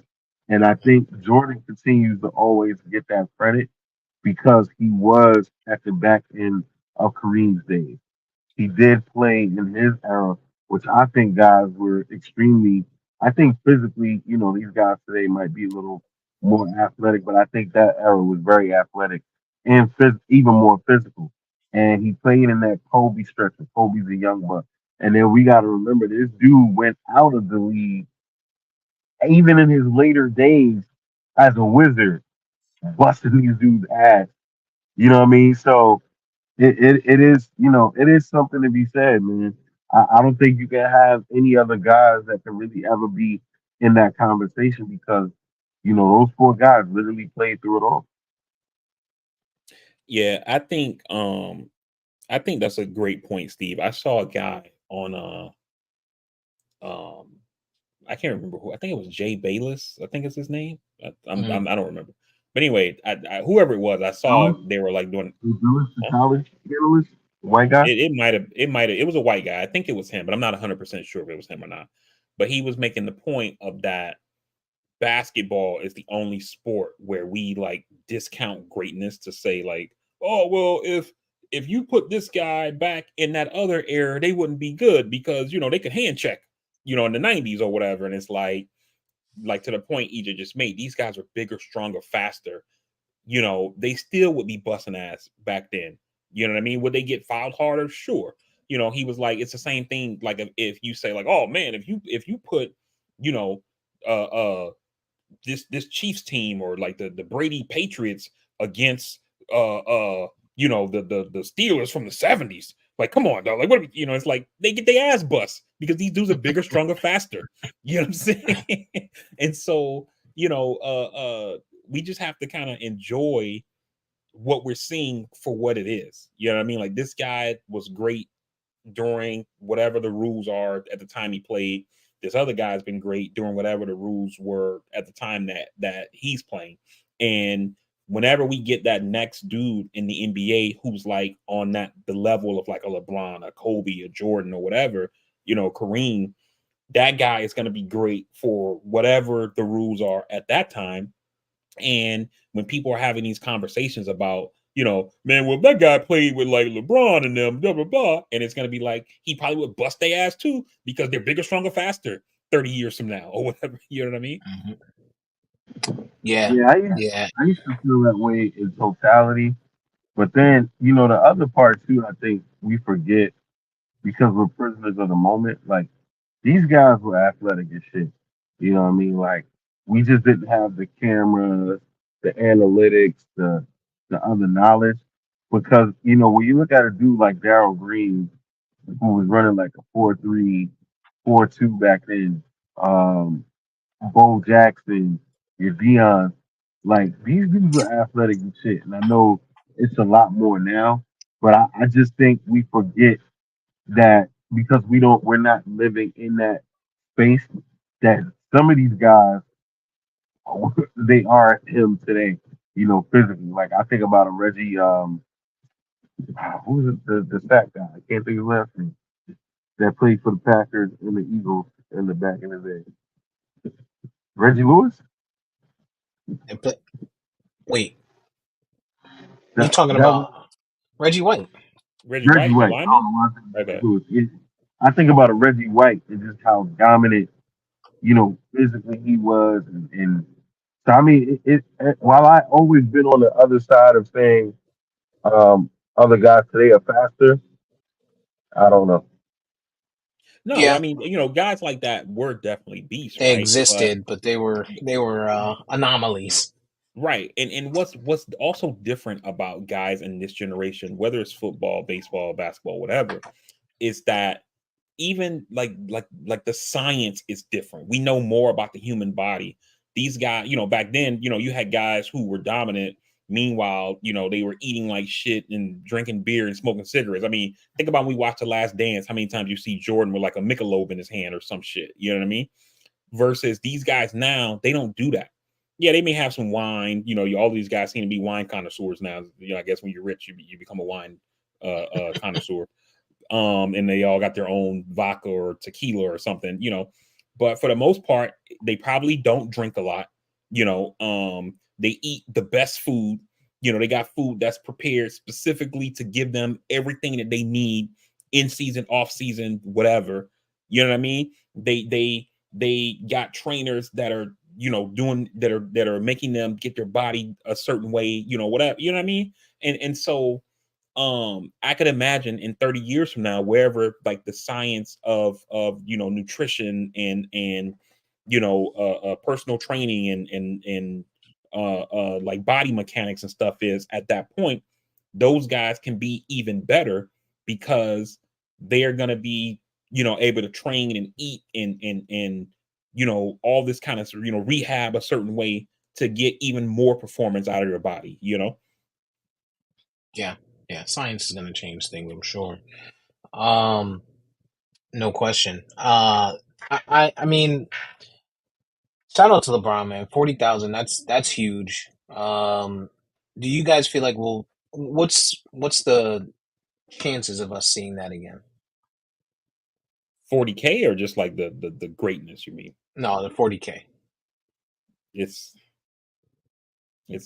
I don't think we see it anytime soon because I like nobody in the league right now is on that trajectory. So we would have to get like a young like stud coming into the league fresh. You also got now they're doing the one and done. LeBron came in at 18 under the old rules. So Hmm. it's a lot of factors. So it's gonna be tough. You'd have to have like a guy who's a one and done from college, and then comes in the league right away, averaging at least mid 20s, and then becomes like a 28, 29 point per game guy for like a 10-year span. Obviously, they hit some 40-point games, 50 pointers, and shit like that. But Yeah, it's gonna be tough. I'm not sure we get there. And yeah. then on top of that, somebody's going to have that level of productivity and then also play a 20-year career. For a long And period, most yeah. and most guys, they're not doing it. I mean, if you think about LeBron, it's in terms of longevity, this dude didn't really even start getting injured until like year 17 or something like that. I mean, he had those load management days, or it's like every now and then he had like a little nick where he'd miss 3-4 games or whatever. But for the most part, he was playing 60 plus games every season. And the only reason it was even that low was a lot of it was more load management versus injury. Hmm. I think the only reason I think that it's very possible that not very possible, that it's possible to get there in the future is because of the way the league is going in the way of Steph Curry changing the league to a shooters league. And these kids nowadays are now, no matter how big they are, no matter what role they play, what position they are, they're practicing shots. They're practicing three pointers. They're practicing long distance shots, right? And so and we don't know how the game evolves. We don't know if it evolves to a point where people continue to love the long distance shot, so they put like a five, like you said in an all-star game, a 4 point marker at the half point, half court line or some stupid shit like that. Like the NBA, the evolution of it can continue to change. Like I'm sure when people were watching it when there was no 3 point line, they never thought there would be a 3 point line. Like, and then Yeah. the people that may have been around for that, and when it came around, were like, these kids scoring all these points, they're shooting 3 pointers, So who knows where we'll be, but for today, where we are, shout out to this guy, and I will say it again. As much shit as we give LeBron, he'll be missed, man, and people need to accept these last couple of years and approach it with grace because after that, like you know yesterday, um I went online and I'm like, all right, I gotta go see this guy again before before he retires. That's why I'm saying I hope we get the farewell tour, because they don't play the Magic again this year, so won't see him in Orlando. And I don't know that I would travel. It's not that big a deal for me, but I would Yeah. like to see him again before he retires. I would say, kind of as an answer to your question, I think that we would see a quarterback pass Tom Brady's 89,000 yards before we see an NBA player passes LeBron's 40,000. 8,900. 89,000 career yards for Brady. He's got 89,000. Yeah. It's 89,200. Let me pull it up real quick. 23 seasons, 89. 89,214 yards, 649 touchdowns, 212 interceptions. Hey, yo. Goat's gonna goat, man. I don't know you Mhm. gonna see that, man. No, I'm just saying. I I don't know think you we, gonna I see think that. we'll see that record fall before um the 40,000 or you're s- saying. or see people get closer to it. I'm sure, because we see guys that are now. I mean, 5,000 yard game or seasons are a norm now. You know, Yeah, Yeah, I guess you're right. Yes, because I you're mean, you right. think about Yeah. Brady. Brady got 89,000 in the first couple years. I don't even think he was putting up 4,000 yard seasons. You've had a guy like Mhm. Mahomes.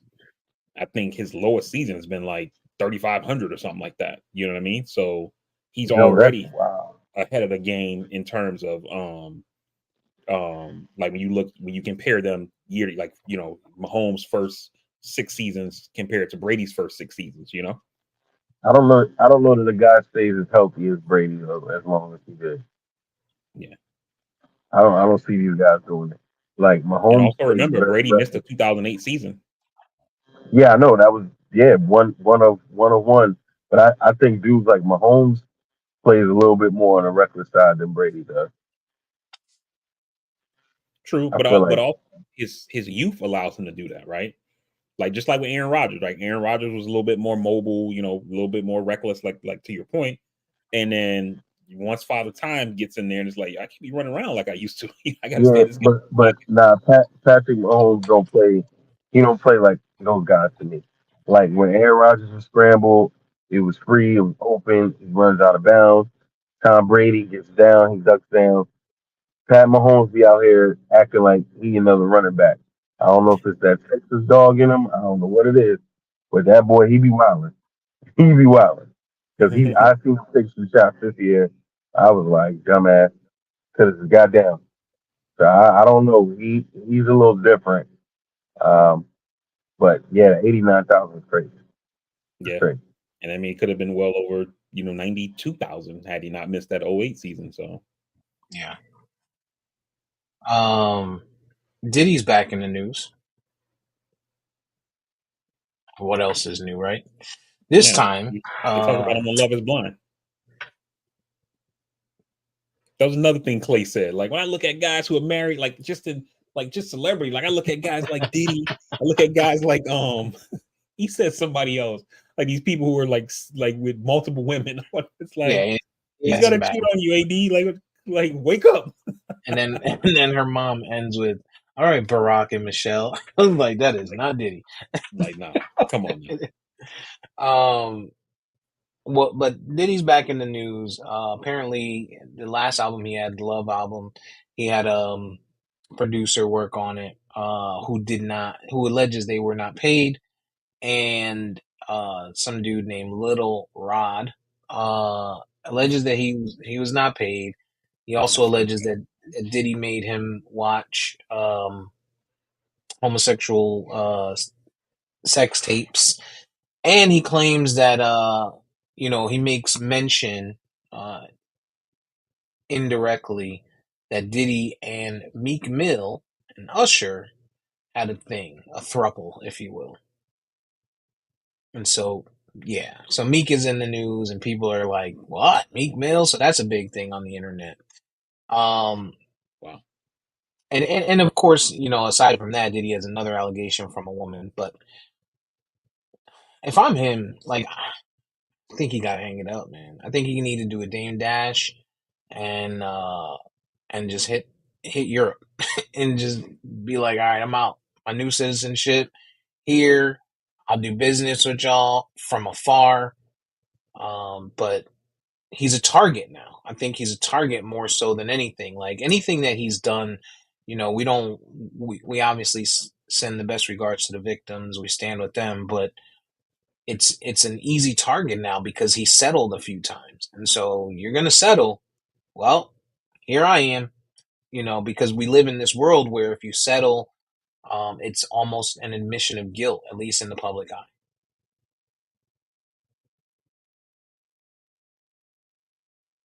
Oh, I thought you were about to say He was. something. I think he hit the wrong button. Oh, um, yeah, I mean, it's crazy, man. Like even like hearing like you say the Meek Mill, Diddy, Usher, Alligator, that just Crazy, right? um it's I don't know, man. It's just like there's a saying they say in politics, like when you get into these offices, like they don't um what is it, they like magnify who you are. And I think the Mhm. same thing is true like about like money, and I'm not saying that Diddy did any of these things or whatever, but like we hear these kind of allegations and it's like, dude, like why do you need to do anything like that when you are who you are? Mhm. Like it's kind of amazing to me, like regardless of what side of the sexual spectrum you're on, right? um you know like these guys who get caught up in these sexual assault allegations and things like that, and it's like, why? Like you are you could have went and got with any chick or whatever, like Or even guy, for like that matter. yeah, or a guy, if that's how you swing or whatever, um to the point like EJ talks about. I mean, you literally got women out there, selling pussy and shit. Like, just go do that or whatever. Like this shit always amazes me that these kind of things happen with these folks, and um it makes no sense to me at all, at all. Mhm. Yeah, no, I agree with you. I agree. Um, the biggest thing for me, to your point, is how do you end up in any type of situation for you to be that, a target of these types of allegations when you have money like that?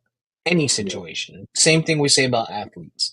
how do you put yourself in a position to catch a DUI when you're an athlete? When you're a rich athlete, Yeah. like these are just.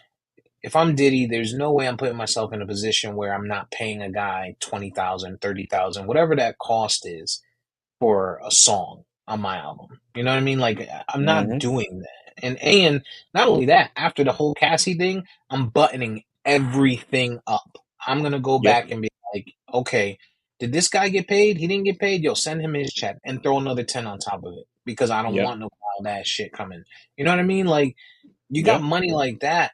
Money is power, and you can silence a lot of people. You can come up with these contracts and pay someone because everyone has a price to sign that contract and say, "Yo, I know you saw X, Y, Z, or you might have been a part of X, Y, Z.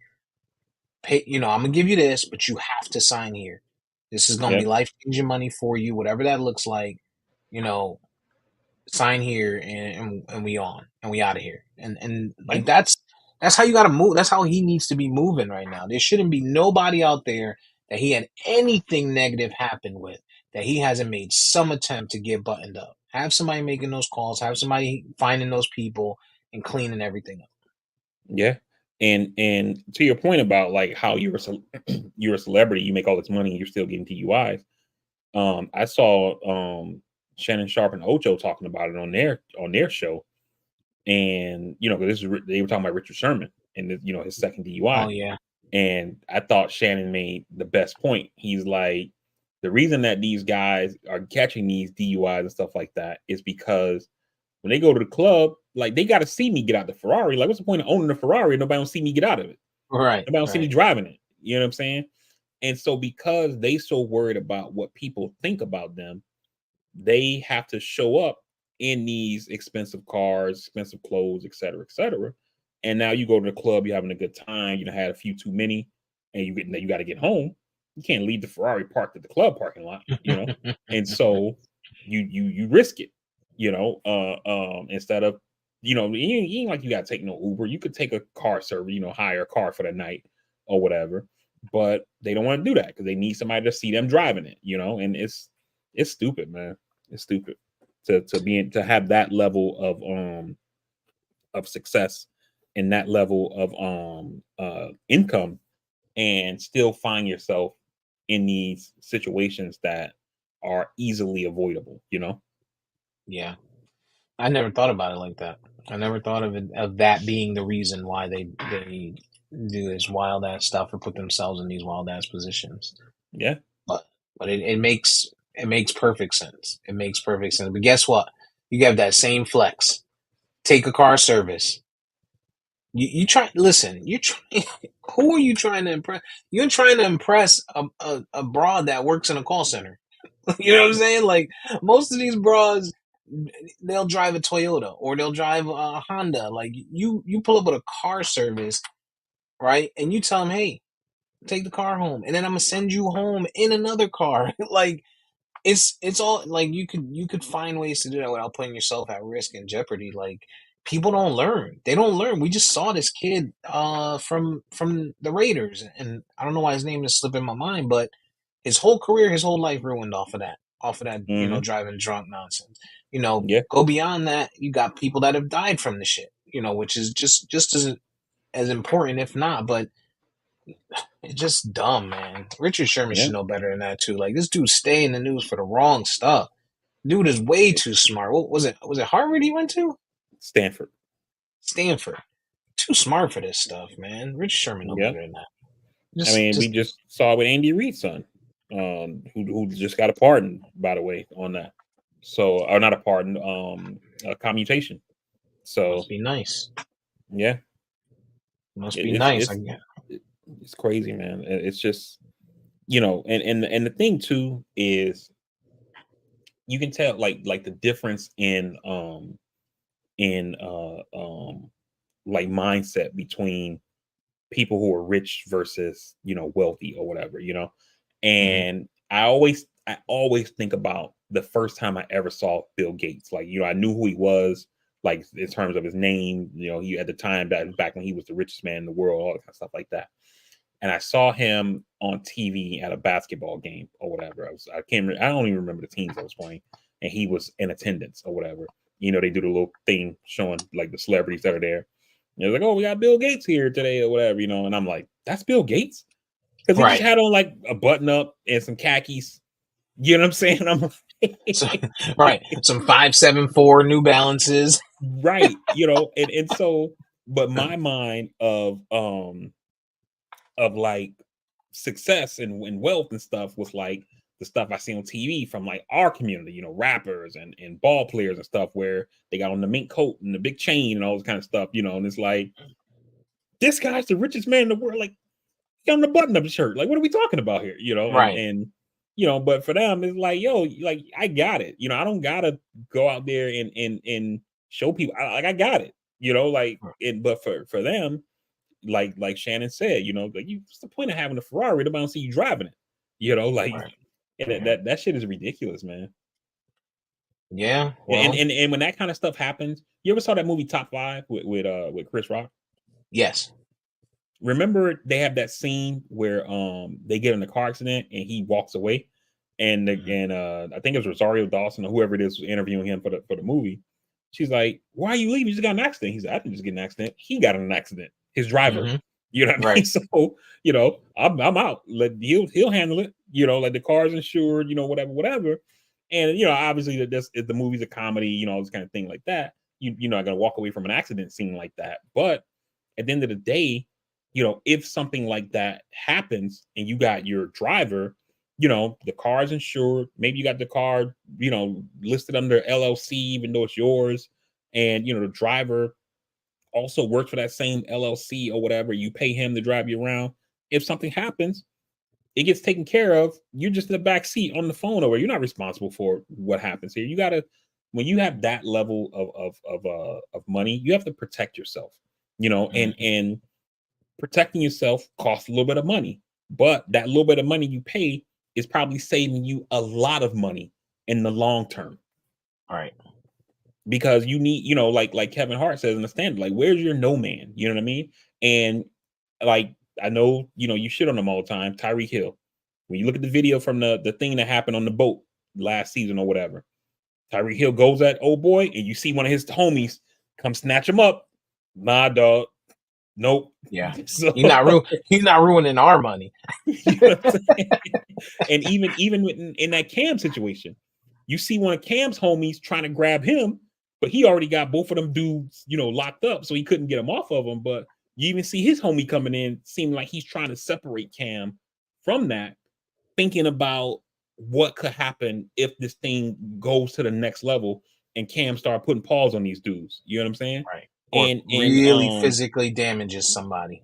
yeah, and you have these other guys who are like rooting these dudes on, and sometimes getting involved themselves, and you beat the shit out of somebody, and even though it may be something you didn't start, this thing's done escalated to another level, and your homies ain't gonna get sued; they're gonna sue you. Yeah. So it's you got to protect yourself, man. Yeah. Speaking of that incident, what were they thinking? Like, we know Cam about that. We've known since what was it? Oregon he went to? It was Oregon, right? Nah, Auburn. Auburn. Auburn. But we've known that he's been about that. We knew Cam was about that life. He talked greasy. He gets into it with fans. Like, why would you go at a guy? First of all, he's 6'4", 6'5", Yeah, 270, 260, 270, and you've seen guys that are 6'6", 6'7", 370 not be able to tackle this guy. Why are you fighting? Why are you trying to fight this guy? I'm not. I'm yeah, not. I'm not fighting a Cam Newton. There's no nope, way. I know you've been in this situation, like, and probably when you were younger, and I've been there when I was younger. But you see, like, you're in a club and you see the biggest dude walking, and you like, damn, what would it take? Do I have it in me? Like, if I had to knock this out, could I do it? Like, that's the type of, like, when I see Cam, I think of a Cam Newton and his build. Like, that's the type of mindset that I would have. There's no way that I would immediately say to myself, all right, I'm setting it off. Unless it was, I mean, obviously, there's points of no return where you have to do what you right. have to do, but I'm not doing this just, for whatever, publicity stunt on, that they were trying to have. exactly. I mean, it's just certain problems you don't want, man. And like you said, it's not like it's not known. Cam is about that action. Like there's just certain dudes. You know what I mean? Like if I saw a guy like Draymond in the street, I'm not gonna start no shit because Draymond is about that. Like this dude is about that action in the NBA. Where Right. his money is at. Like I can't imagine this dude like fully like in the wild. You know what I'm saying? Like I can't imagine him in the wild getting at it with somebody. Hmm. Westbrook is another dude. Who definitely seemed like he's ready at any Yeah. time of day. Like Hmm. and to your point, you see these dudes, these 6'4", 6'6" guy. Like come on, dude. Yeah. Westbrook look like He's he invites it. yeah, Westbrook, like what was that?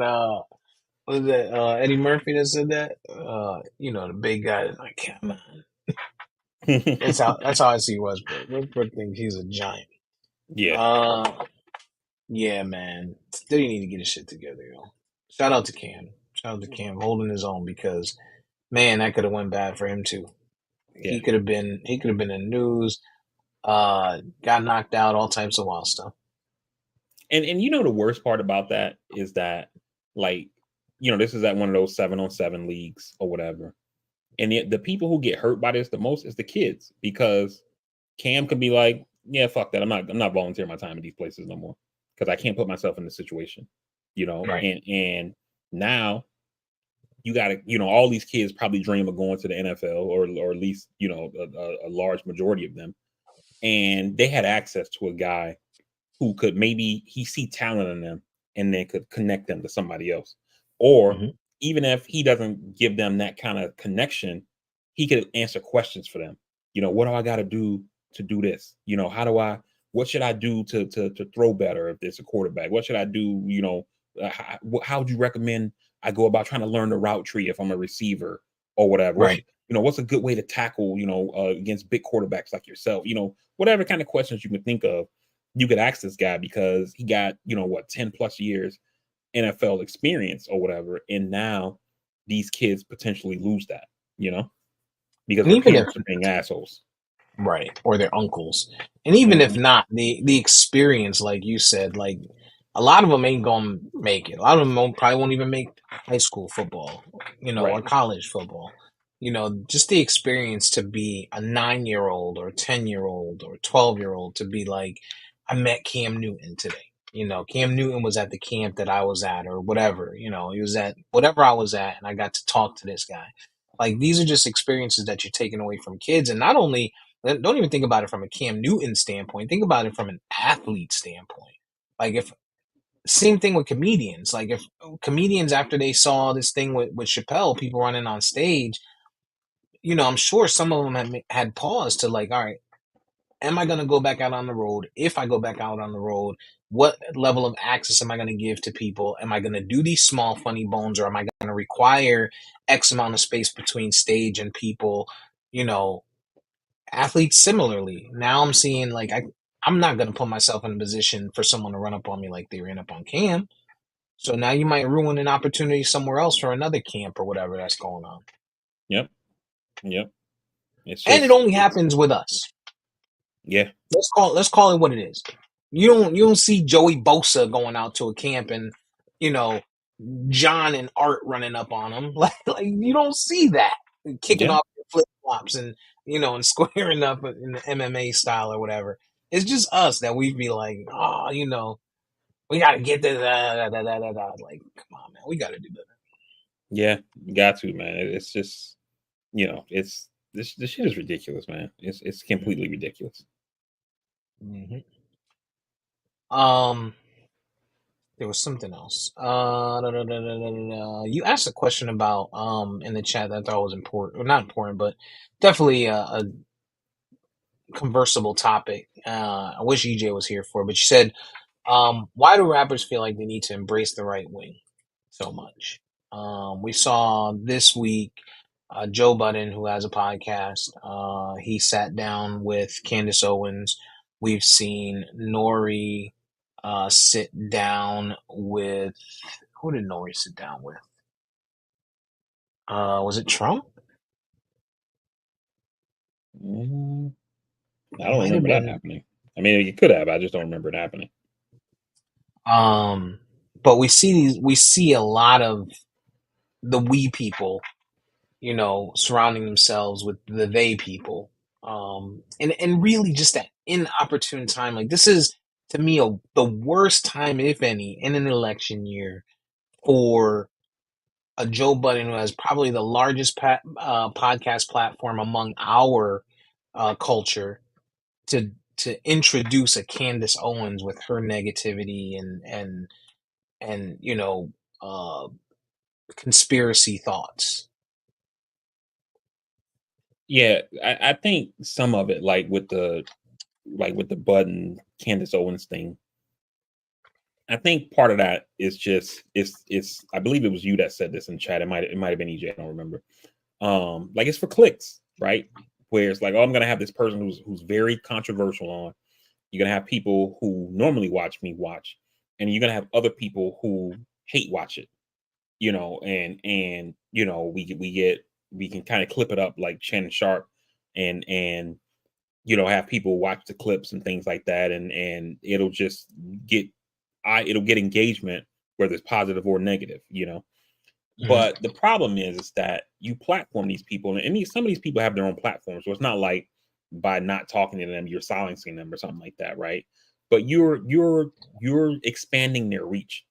And in my mind, I don't watch Joe Budden's podcast. You guys talked about Melissa Ford potentially being able to hold Candace accountable or whatever, but I've never seen her in action, so I don't know.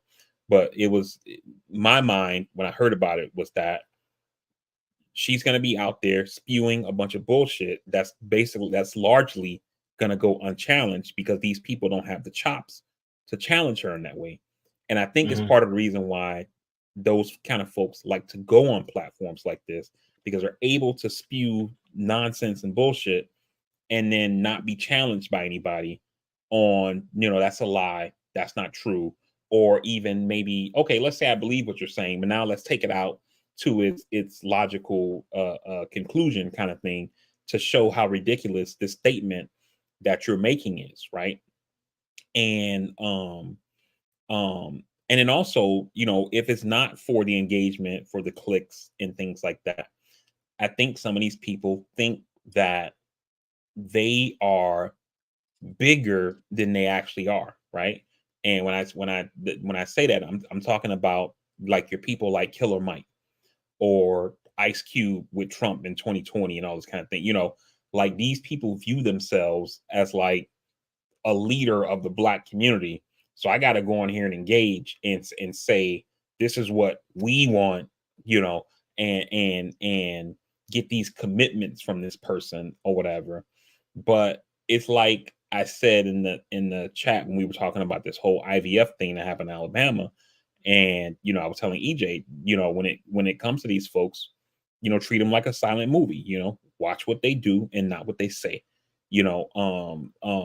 Because it's easy to make promises and then you get people hyped up and then there's no follow through. And I think that a lot of these folks are easily susceptible to that kind of like thinking and talking like, oh, we're going to do this thing and it's going to be great. And that's how you get people like Steve Harvey going to see Trump after 2016, because Trump wanted to talk to him about, urban development or whatever. you know Mm-hmm. Instead of going to any of the experts that work at HUD or anybody who work on this kind of issue in these communities, I'm going to bring in Steve Harvey, who's going to talk to me about it. And really what's Right. happening is Steve Harvey is essentially lending his blackness to this bullshit. And so it's like, oh, how can you say I'm this? That's Steve Harvey here. And Right. and that's the kind of shit that I think that they don't realize is happening. Jim Brown went there too. And I know Jim Brown's an activist. I don't put him in the same realm as a Steve Harvey, because Jim Brown is an actual activist or whatever. But you know, I think you have to kind of see, you're being brought in for this thing because you're being used. Right. What was that? Can you hear it? Huh?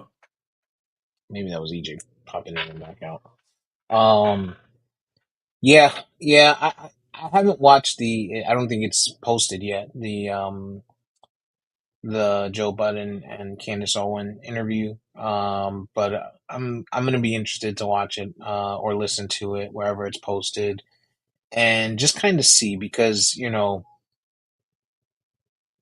listen to his podcast every week. Whatever episodes come out, I listen to it faithfully. He puts 2 episodes out a week. I listen to both episodes. And I've heard multiple sides of it. One side of it, he's like, oh, I'm kind of like a bipartisan approach. Then other side, he said stuff that lends to him, being, you know, pro MAGA. But then recently, it's against MAGA. It's I would never, you know, uh, put a MAGA hat on. I would never interview Trump. Like they were saying, I think it was when he popped up at the sneaker show. That's what it was. Popped up at the sneaker show, and they were like, "Well, what if he paid, a cool 4 million or a cool 7 million, and came in and said, 'Hey, let me sit in on the podcast.'" He's like, "No, I would never do that. I would never do that for Trump." Blah blah blah blah blah. But it's almost the next best thing. You're reaching the same supporters. You're giving your platform to the same supporters. You're giving your voice to the same supporters in your um, to your point, you're lending your blackness. This is Joe Budden. He's a gangster rapper, right? He's a gangster rapper, and he's sitting down with Candace Owens, who's in support of us. So clearly, that's the guy that we should go after. So again, interested to see the content first. Can't really judge the content, but I do agree with you. Judging, just the association, it's not a good look. It's not a Yeah. good look. And And I get the whole, um, even though I don't really fuck with Bill Maher anymore, he said something before and that's kind of really stuck with me since I heard him say it. And it was that, we all got to live in this country together, right? You know what I mean? Regardless of what I believe from, I'm a very liberal person or somebody who's like very conservative. You got to share this country, right? So we have to get along with each other. But like there has to be some boundary, you know what I mean? And so like if we have free speech in this country and free thought and all this kind of stuff like that, right? But that don't mean you got to invite a guy like Richard Spencer or Nick Fuentes on your podcast just to mhm. see. Well, I mean, these guys got political ideas, so maybe we should hear them out. Both of these Let's see guys are what they white got to say. nationalists. Right. Both of them are white nationalists. You know what I mean? And yes, you heard me say his name's Nick Fuentes, and he's a white nationalist. Make of that what you will. Uh, but like some ideas don't need to be heard. You know what I mean? Like if somebody was out there, saying like, I think it's cool if we start letting 8-year-olds get married. It's not like, man, we should bring this guy on and see what he thinks. Like, come on. There has to be some boundaries or some things that just are like, no, that's not acceptable, even in a country that has free speech and all these things like that. Like that shit is not cool, and we don't want to hear it, and we're not going to help you get that message out. I want to put it into perspective and just say you would never see Fox News or Joe Rogan, or well, you might see Rogan because he's about that money, but uh, you would never see them invite Dr. Umar up there. Right. That would never happen, right? You would not see these channels inviting a guy that's going to go up there and be like, black black people are superior. It's not. You'll never see that, and so at least on their platform. So I don't see why we would why we would feel the need to open and appeal to these individuals, regardless of the fact that we might be saying, "Oh well, I think I could be the one to change their minds." Dog, you're not the one.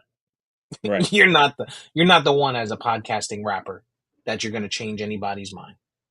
Right. It's not. That's not it. Sorry, dog. Nice try though. Yeah.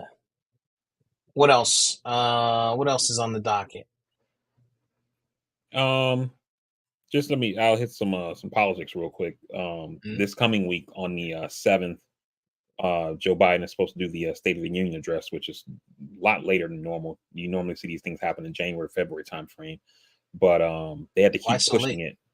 Well, it was Biden wanted to originally do it in January, but we were dealing with the government shutdown at that point, because they still haven't funded the government. Biden was like, he's not going to do a State of the Union if the government is shut down.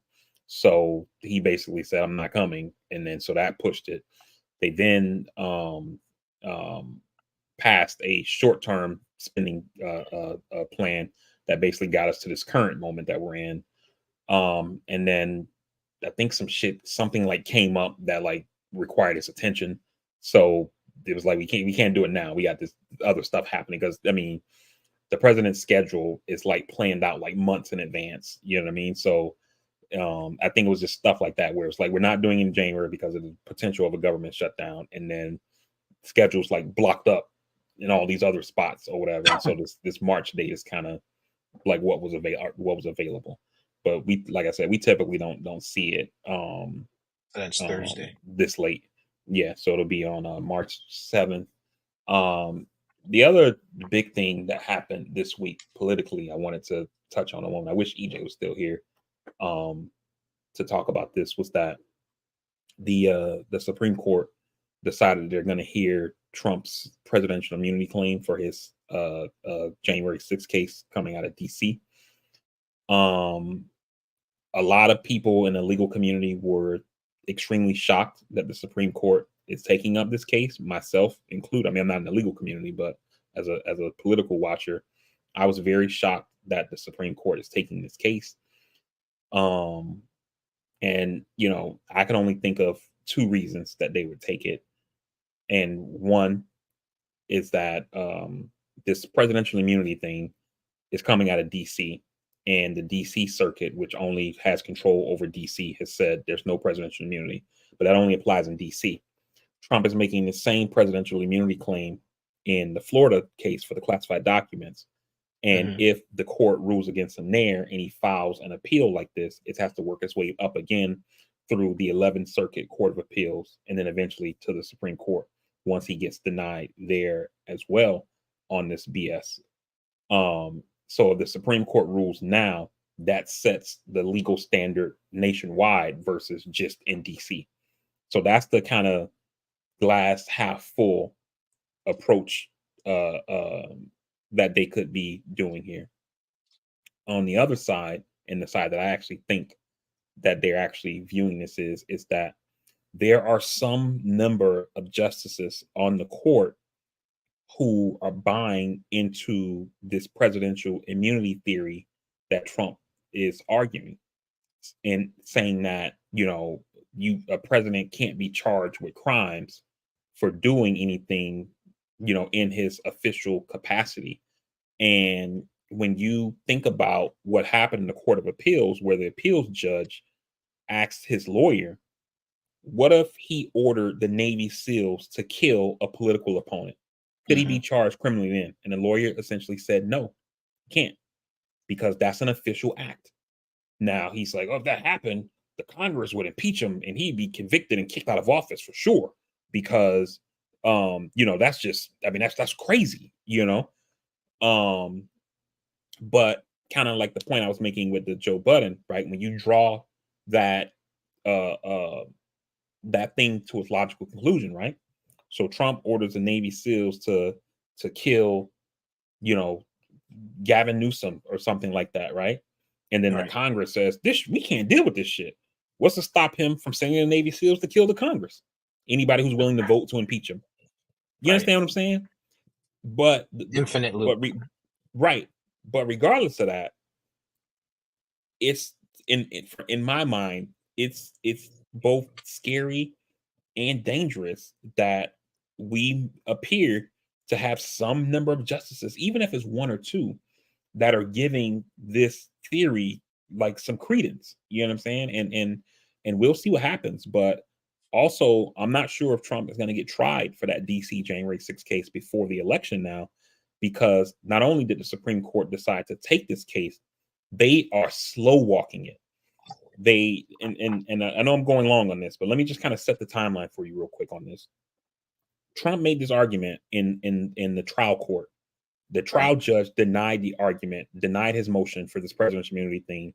It was like on December 2nd or something like that. On December 8th, Trump filed saying he was going to appeal. Once he filed that he was going to appeal, the government filed a motion to expedite his case in the appeals court, and they filed a motion in the Supreme Court asking for what's called cert before judgment, meaning they're asking the Supreme Court, fuck the appeals court, just leapfrog them and take the case now because this shit is coming to you anyway. So just take it now. This is in December. Supreme Court looked at that and then said, no, we're not going to take the case. So then you fast forward, the appeals court hears the thing. The appeals court hears everything. They listen to oral argument in January. They take about 3 weeks and they issue their opinion, their decision, saying no, there's no presidential immunity, blah blah blah blah. Right. Trump then files to the Supreme Court, and the Supreme Court takes 3 weeks before they even decide if they're going to take the case, and then say that they're going to take it. And then not only do they decide, they take 3 weeks to say they're going to take it, they're not taking it until the week of April 22nd, which is 7 weeks from now. And the whole time that this appeal process is going on, the case is on pause. So the trial judge can't move the case forward. Now, there are 88 days before Trump was supposed to go to trial. His case was scheduled to go to trial on March 4th, which is tomorrow. And it's been on hold, since he filed this appeal in December. And so once, hopefully he gets denied by the Supreme Court, but somebody's open to this shit because they're hearing it. How's it determined that they take the case? It has to be at least 4 of the 9 justices that vote to hear the case. And then, so if at least 4 vote yes, then it gets heard. But the Chief Justice is who sets the schedule. So I got you. You know what I mean? So Roberts could have said, okay, 4 of you voted to hear it, because think about this, right? The government filed the brief in December saying, no, you guys should hear it before the appeals court, leapfrog them. So the government submitted their briefs, Trump submitted their briefs, and then the Supreme Court said no. Now they asked the Supreme Court to hear it again. Trump has submitted brief, the government has they've been fully briefed on this. Now they're saying they need to be briefed again, and then they're going to hear it in April. What do you mean be briefed? You've been briefed twice already. Right. So they're be briefed and wait another month before it happens. Another 2 months, 7 weeks. Roberts he was appointed by Bush. He's the Chief Justice. Okay. All right. I just wanted to get the picture there for myself. I know how the 4 happens, but I'm trying to figure out the other side of it, and that makes sense now. Yeah. So it's this shit is we're in a scary moment in our so essentially let's say they don't get this sorted out before the election, and let's say for shits and giggles he's elected, he can pardon himself, right?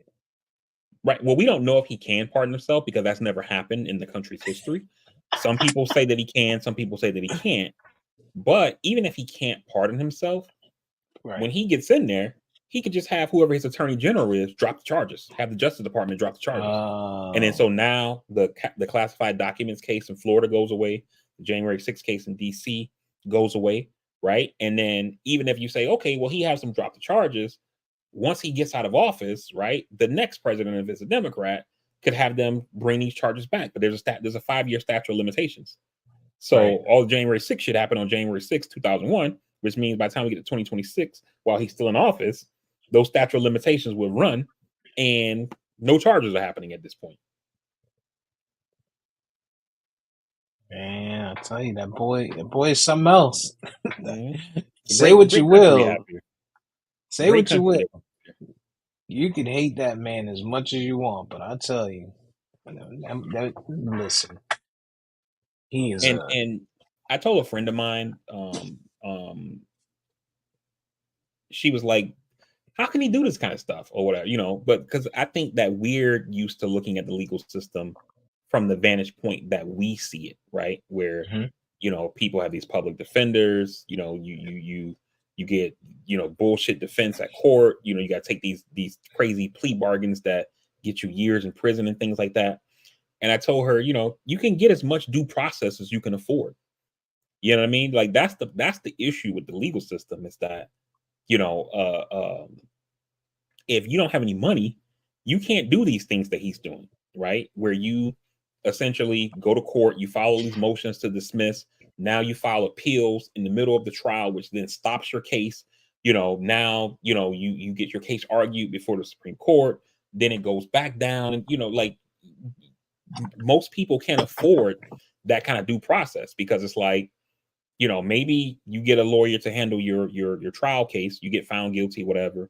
And then maybe you got enough money to do an appeal, like just a regular appeal, not like all the way to the Supreme Court, and then you're kind of done, you know. So but when you have money like that and you can get access to lawyers who are willing to file bullshit and say, yeah, I mean, if the guy ordered the Navy SEALs to kill people, like, I mean, what's the problem? So Loophole lawyers. Yeah. Loophole lawyers. That's what it is. Finding So, someone that's going to find those loopholes for you so and we'll pursue see. them, right? Right. Because someone is going to sit there and read through every single piece of paper and find that one sentence that makes it, oh, I think we got something to stand on. Yeah. And And his even lawyers if it was essentially did that. They keep talking about this case in the case Marbury versus Madison, which is something that happened like early in the country's founding that went to the Supreme Court. And they keep saying Marbury, the Chief Justice said blah blah blah. And what they keep doing is they keep cutting off that sentence that Marbury. I don't remember exactly what it was, but it's kind of the same thing with like people who Second Amendment, right? They say you got the right to bear arms, right? But they cut off the part of the Second Amendment where it says a well-organized militia, and all this kind of stuff like this. Like, no, it just says you can keep and bear arms. Don't worry about the stuff that comes before or after that. You know what I'm saying? Right. And so that's essentially what they're doing here with this argument on this presidential immunity thing. Yeah. Yeah, he's a slippery dude, man. Mm-hmm. Trump is a slippery dude. And oof. Okay, listen. I don't know if we can stand another Trump presidency, Yeah. And then his New York case, the case for business fraud, that's starting on March 25th. So that case is going to happen before the election because it's starting on March 25th. But all the other cases he got, no, I don't think that they start. I don't think we get those done before the election. The one in Florida is definitely not going to be done just because the judge down there is actually a judge that he appointed, and she seems to be purposely slow walking this case. She essentially gives Trump almost everything that he wants. She keeps delaying things. She keeps they'll file motions for different stuff, and then she keeps putting off the rulings. And then, like to give you an example, because this case involves classified information, there's this law called SIPA, which is the Classified Information Protection Act, and it's essentially a law that Congress passed that governs how the courts handle cases that deal with classified information. Because some of this stuff, the defense is entitled to defend themselves. The jury needs to see the evidence, right? But some of this stuff is dealing with classified information that we can't just let people see. So, one of the things that's alleged that Trump took from the White House was documents dealing with nuclear weapons. And that's one of the charges that he faces, I think, is in count 19 of the indictment, right? They're not going to let the jury see shit about nuclear weapons. So what this law allows is that instead of giving Trump's lawyers like these actual documents, the government essentially, they have a person that's called the Classified Information Protection Officer. This person will take that information. They're appointed by the court. They have a high level security clearance or whatever, and they'll essentially summarize it to say this is what that document was talking about without actually going into detail. The judge then sees it and then says, okay, I think you hit the nail on the head, or actually I think you need to add in it, because the judge also gets to see the documents. The judge may tell them you need to add a little bit more, whatever, but they put just enough in there so that way he can still mount his defense, right? He can have his due process, and then the defense will get that document. That's the document that the jury will see without getting the nuclear launch codes or whatever the fuck is in that document about nuclear weapons. You know what I mean? Because we don't want this shit. You just got 12 random people off the street that are in the jury. You don't want people walking around West. Yo, man, when I was on that Trump case, dog, let me tell you about the shit I saw. You know what I'm saying? So that's the reason they do this or whatever. When they do that, this is something that happens under this law called SIPA that happens between the judge and the government. They meet in what's called ex parte, which means outside of court. The other Mhm. side, Trump's lawyers aren't there. They meet with the judge. They say, "Hey, judge, this is what we want to do." Blah blah blah. The judge says, "Okay, give me your proposal on how you want to do it." They get the proposal. The judge either blesses it or says, "I think you need to add more." They give it to this information officer who then does the summary, and then boom, Trump gets the document. That's how it happens in all cases across the board, right? But in this case, they do all of that, and then the judge says, "Well, let me talk to Trump's people first." Now she doesn't show him the documents, right?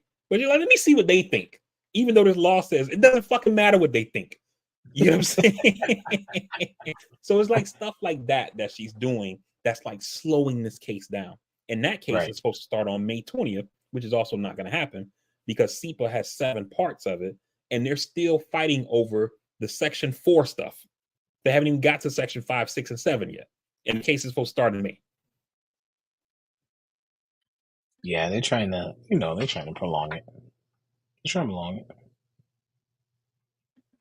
Pretty much. And that's this whole thing. It's delay. Even, as trash as the argument is, it's just delay. Delay to get me to the election. And And hope, then right. the hope is that I win. And then me winning makes the federal cases go away. And then anything happening on the state level, whether I'm convicted in New York City for the business fraud, I'm going to appeal that. But then if I get elected, I'm going to use my office to say, I'm so busy being president that we got to put this whole shit on hold until I get out of office, you know? And then for the Georgia case, that's also not going to trial before the election. So same thing there. We got to put that case on pause because I'm busy being president, and then we'll see what happens in 4 years. Yeah, Trump's something else. Something else. Yeah, But it's our fault though. It's our fault, and I don't mean like us for electing him, no doubt. But like when I say our, I mean like the founders. We set up a system that is a bunch of norms and standards versus rules in actual laws that say you can, you can't. And because we always thought we just gonna have good people that just want to do the right thing, and no, maybe it was like that in the 1770s, the folks who fought the revolution, Washington and Hamilton and all this, these men of honor, even though they had slaves, but you have to assume that, maybe you're going to get some people that are shitty. Even if it's one or two, that could just be enough, yeah, yeah.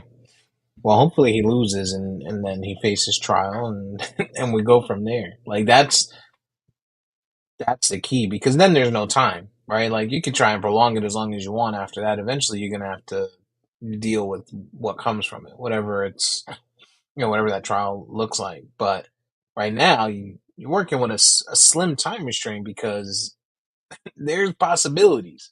There's other possibilities. After if he loses, there's no possibility unless they draw it out for another 4 years and then he'd be like, all right, I'm running again. You know what I mean? Like, but the thing is though, by not having it before, because you're absolutely right, but you're gonna have people who vote, right? So let's assume you got a person who really is like, I'm not sure if I should vote for Biden or Trump, right? And it's like, I don't know how you're not sure about that, but whatever, right? Let's say that person does actually exist. Now, I think that they do, right? You got one guy who's an alleged criminal, and I think that the voters deserve to have an answer. Is this guy guilty or is he innocent? Right? mm, Are these charges bullshit? You know what I mean? We should have an answer for that before we vote. yeah. No, I agree there. I agree there 100%. But we don't make the Like rules, Richard man. Nixon said, that fucking crook criminal, the American people needs to know if their president's a crook. That's what he said during Watergate, And and then, so and then turned out to be a criminal. he was like, Jeremy, I sent the location, Dad. What are you talking about? All right, smoke and mirrors. I'm on your side. How can I be on their side too? Okay, I got you. Man. Done All in right, by Siri. right. Oh, damn technology, it'll get you every Yeah. time. Get you every Oh man. time. Yeah, he a wild boy, man. I fucks with Yeah. him. I can't wait till the next episode. Yeah. It's an All entertaining. the dudes out there that are serial cheaters are like, okay, so now that means if I got the iPhone, I got to get the Android watch. That way. Right. Or just leave your watch in the car. Or turn off location services. Something. Don't be Jeremy. And don't be Jimmy. Damn Yeah. Jimmy. Damn Jimmy. I'm so mad for that dude. Like, just is so far above his weight class. Yeah. He screwed that up. Yeah. All right, man. Shout out to Well, Chelsea Fox, yeah. shout out to her, man. She's all over TikTok. She's like, "Oh, can somebody chime in?" I saw her on TikTok the other day saying, "Can somebody who's ever seen me chime in and said that I look like her chime in?" Like, So yeah, it doesn't look like it. you ain't about to Yeah, get me hit up in these comments. right. She like, "Can somebody do this so it doesn't look like I made it up?" No, you made it up, bro. You made it. And women stick together. So I'm sitting there watching it. And my wife was like, "Well, if you look at her side panel, no, no, there's no panel in which actually the side panel is worse because she got the whole half moon Jay Leno Yeah. thing that you can see from the side. Mm-hmm. No, Like if no, you did, like if it was like a quick glance, it could be like, man, that chick, if she lost like 35 pounds, I could see it. But like, no, maybe if you like, did this, if you did this, yeah, like hold on, let me squint real quick. Okay, I can see Megan. I can see her a little yeah, bit. Skin tone, that's about it. yeah. My Or man maybe they Jimmy, have those same stubby thumbs because Megan Fox got them stubby thumbs. my man heard Megan Fox and was like, that's it. She the Right, one. nobody else. Yep. If people say She she the look like one. Megan Fox, then I'm not taking no chances. Mm-hmm. She Dumb like old Megan Jimmy. Fox and she ain't got no kids. Oh, sign me up. Dog, I can't believe he turned that down for a 10-year-old. Like, it's not even like it's a 10-month-old. You're not losing no sleep. They already Yeah. got a school schedule. Like, they got And she schedules said the upon dad is still schedules. in the picture. Like she said he's a good guy or whatever, Yeah. Yeah. She came in there. She came in there with a purpose too. To the cookout. Oh, she came with a purpose. Them things Yep. was out. She had the little white. Oh man, just crazy. Yeah. Boy, let me tell you something. Let me tell you I heard that something. that she's dating somebody from the show, but I haven't heard who. Really? Maybe it's Thor. What's his name? The other Trevor. one that like Chelsea. Yeah, because we obviously know what Jess is out for. She out for the actual love, and he seemed like Trevor seemed like he was all in. Like he would Yeah. have dropped his life for Chelsea if she would have picked him. Like, Yeah. and they would have probably had what Johnny and what's her name? Emily?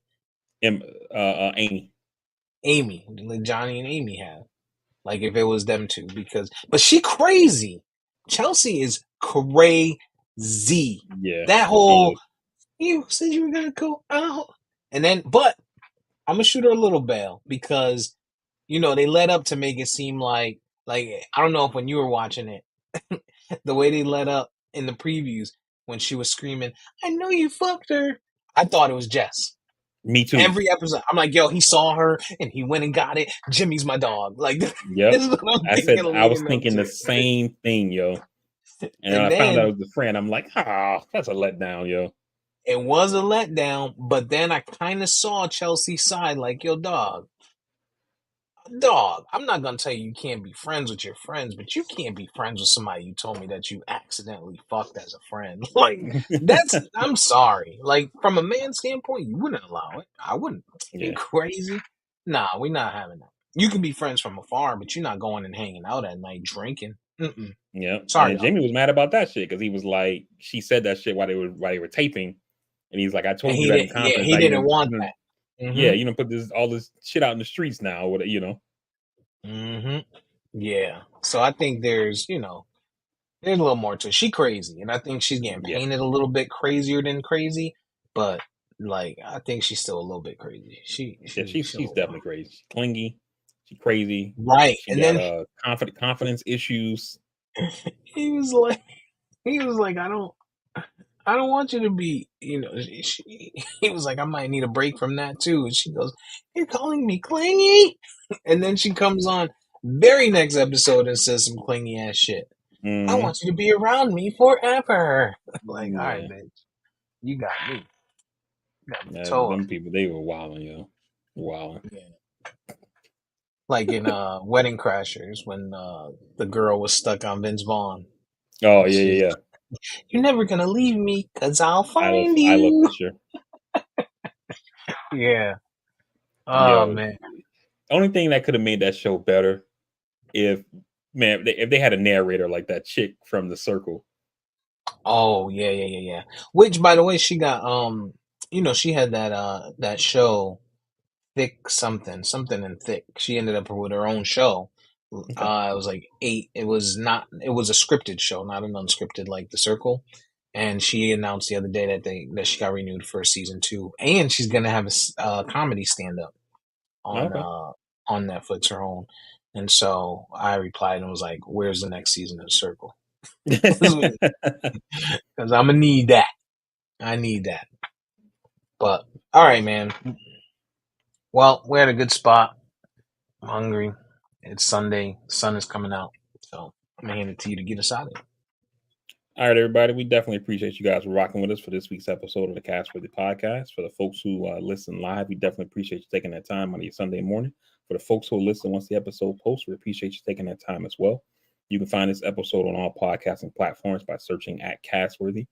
You can also find us on any of our social media by searching at Castworthy. On Instagram, it's at Castworthy_podcast.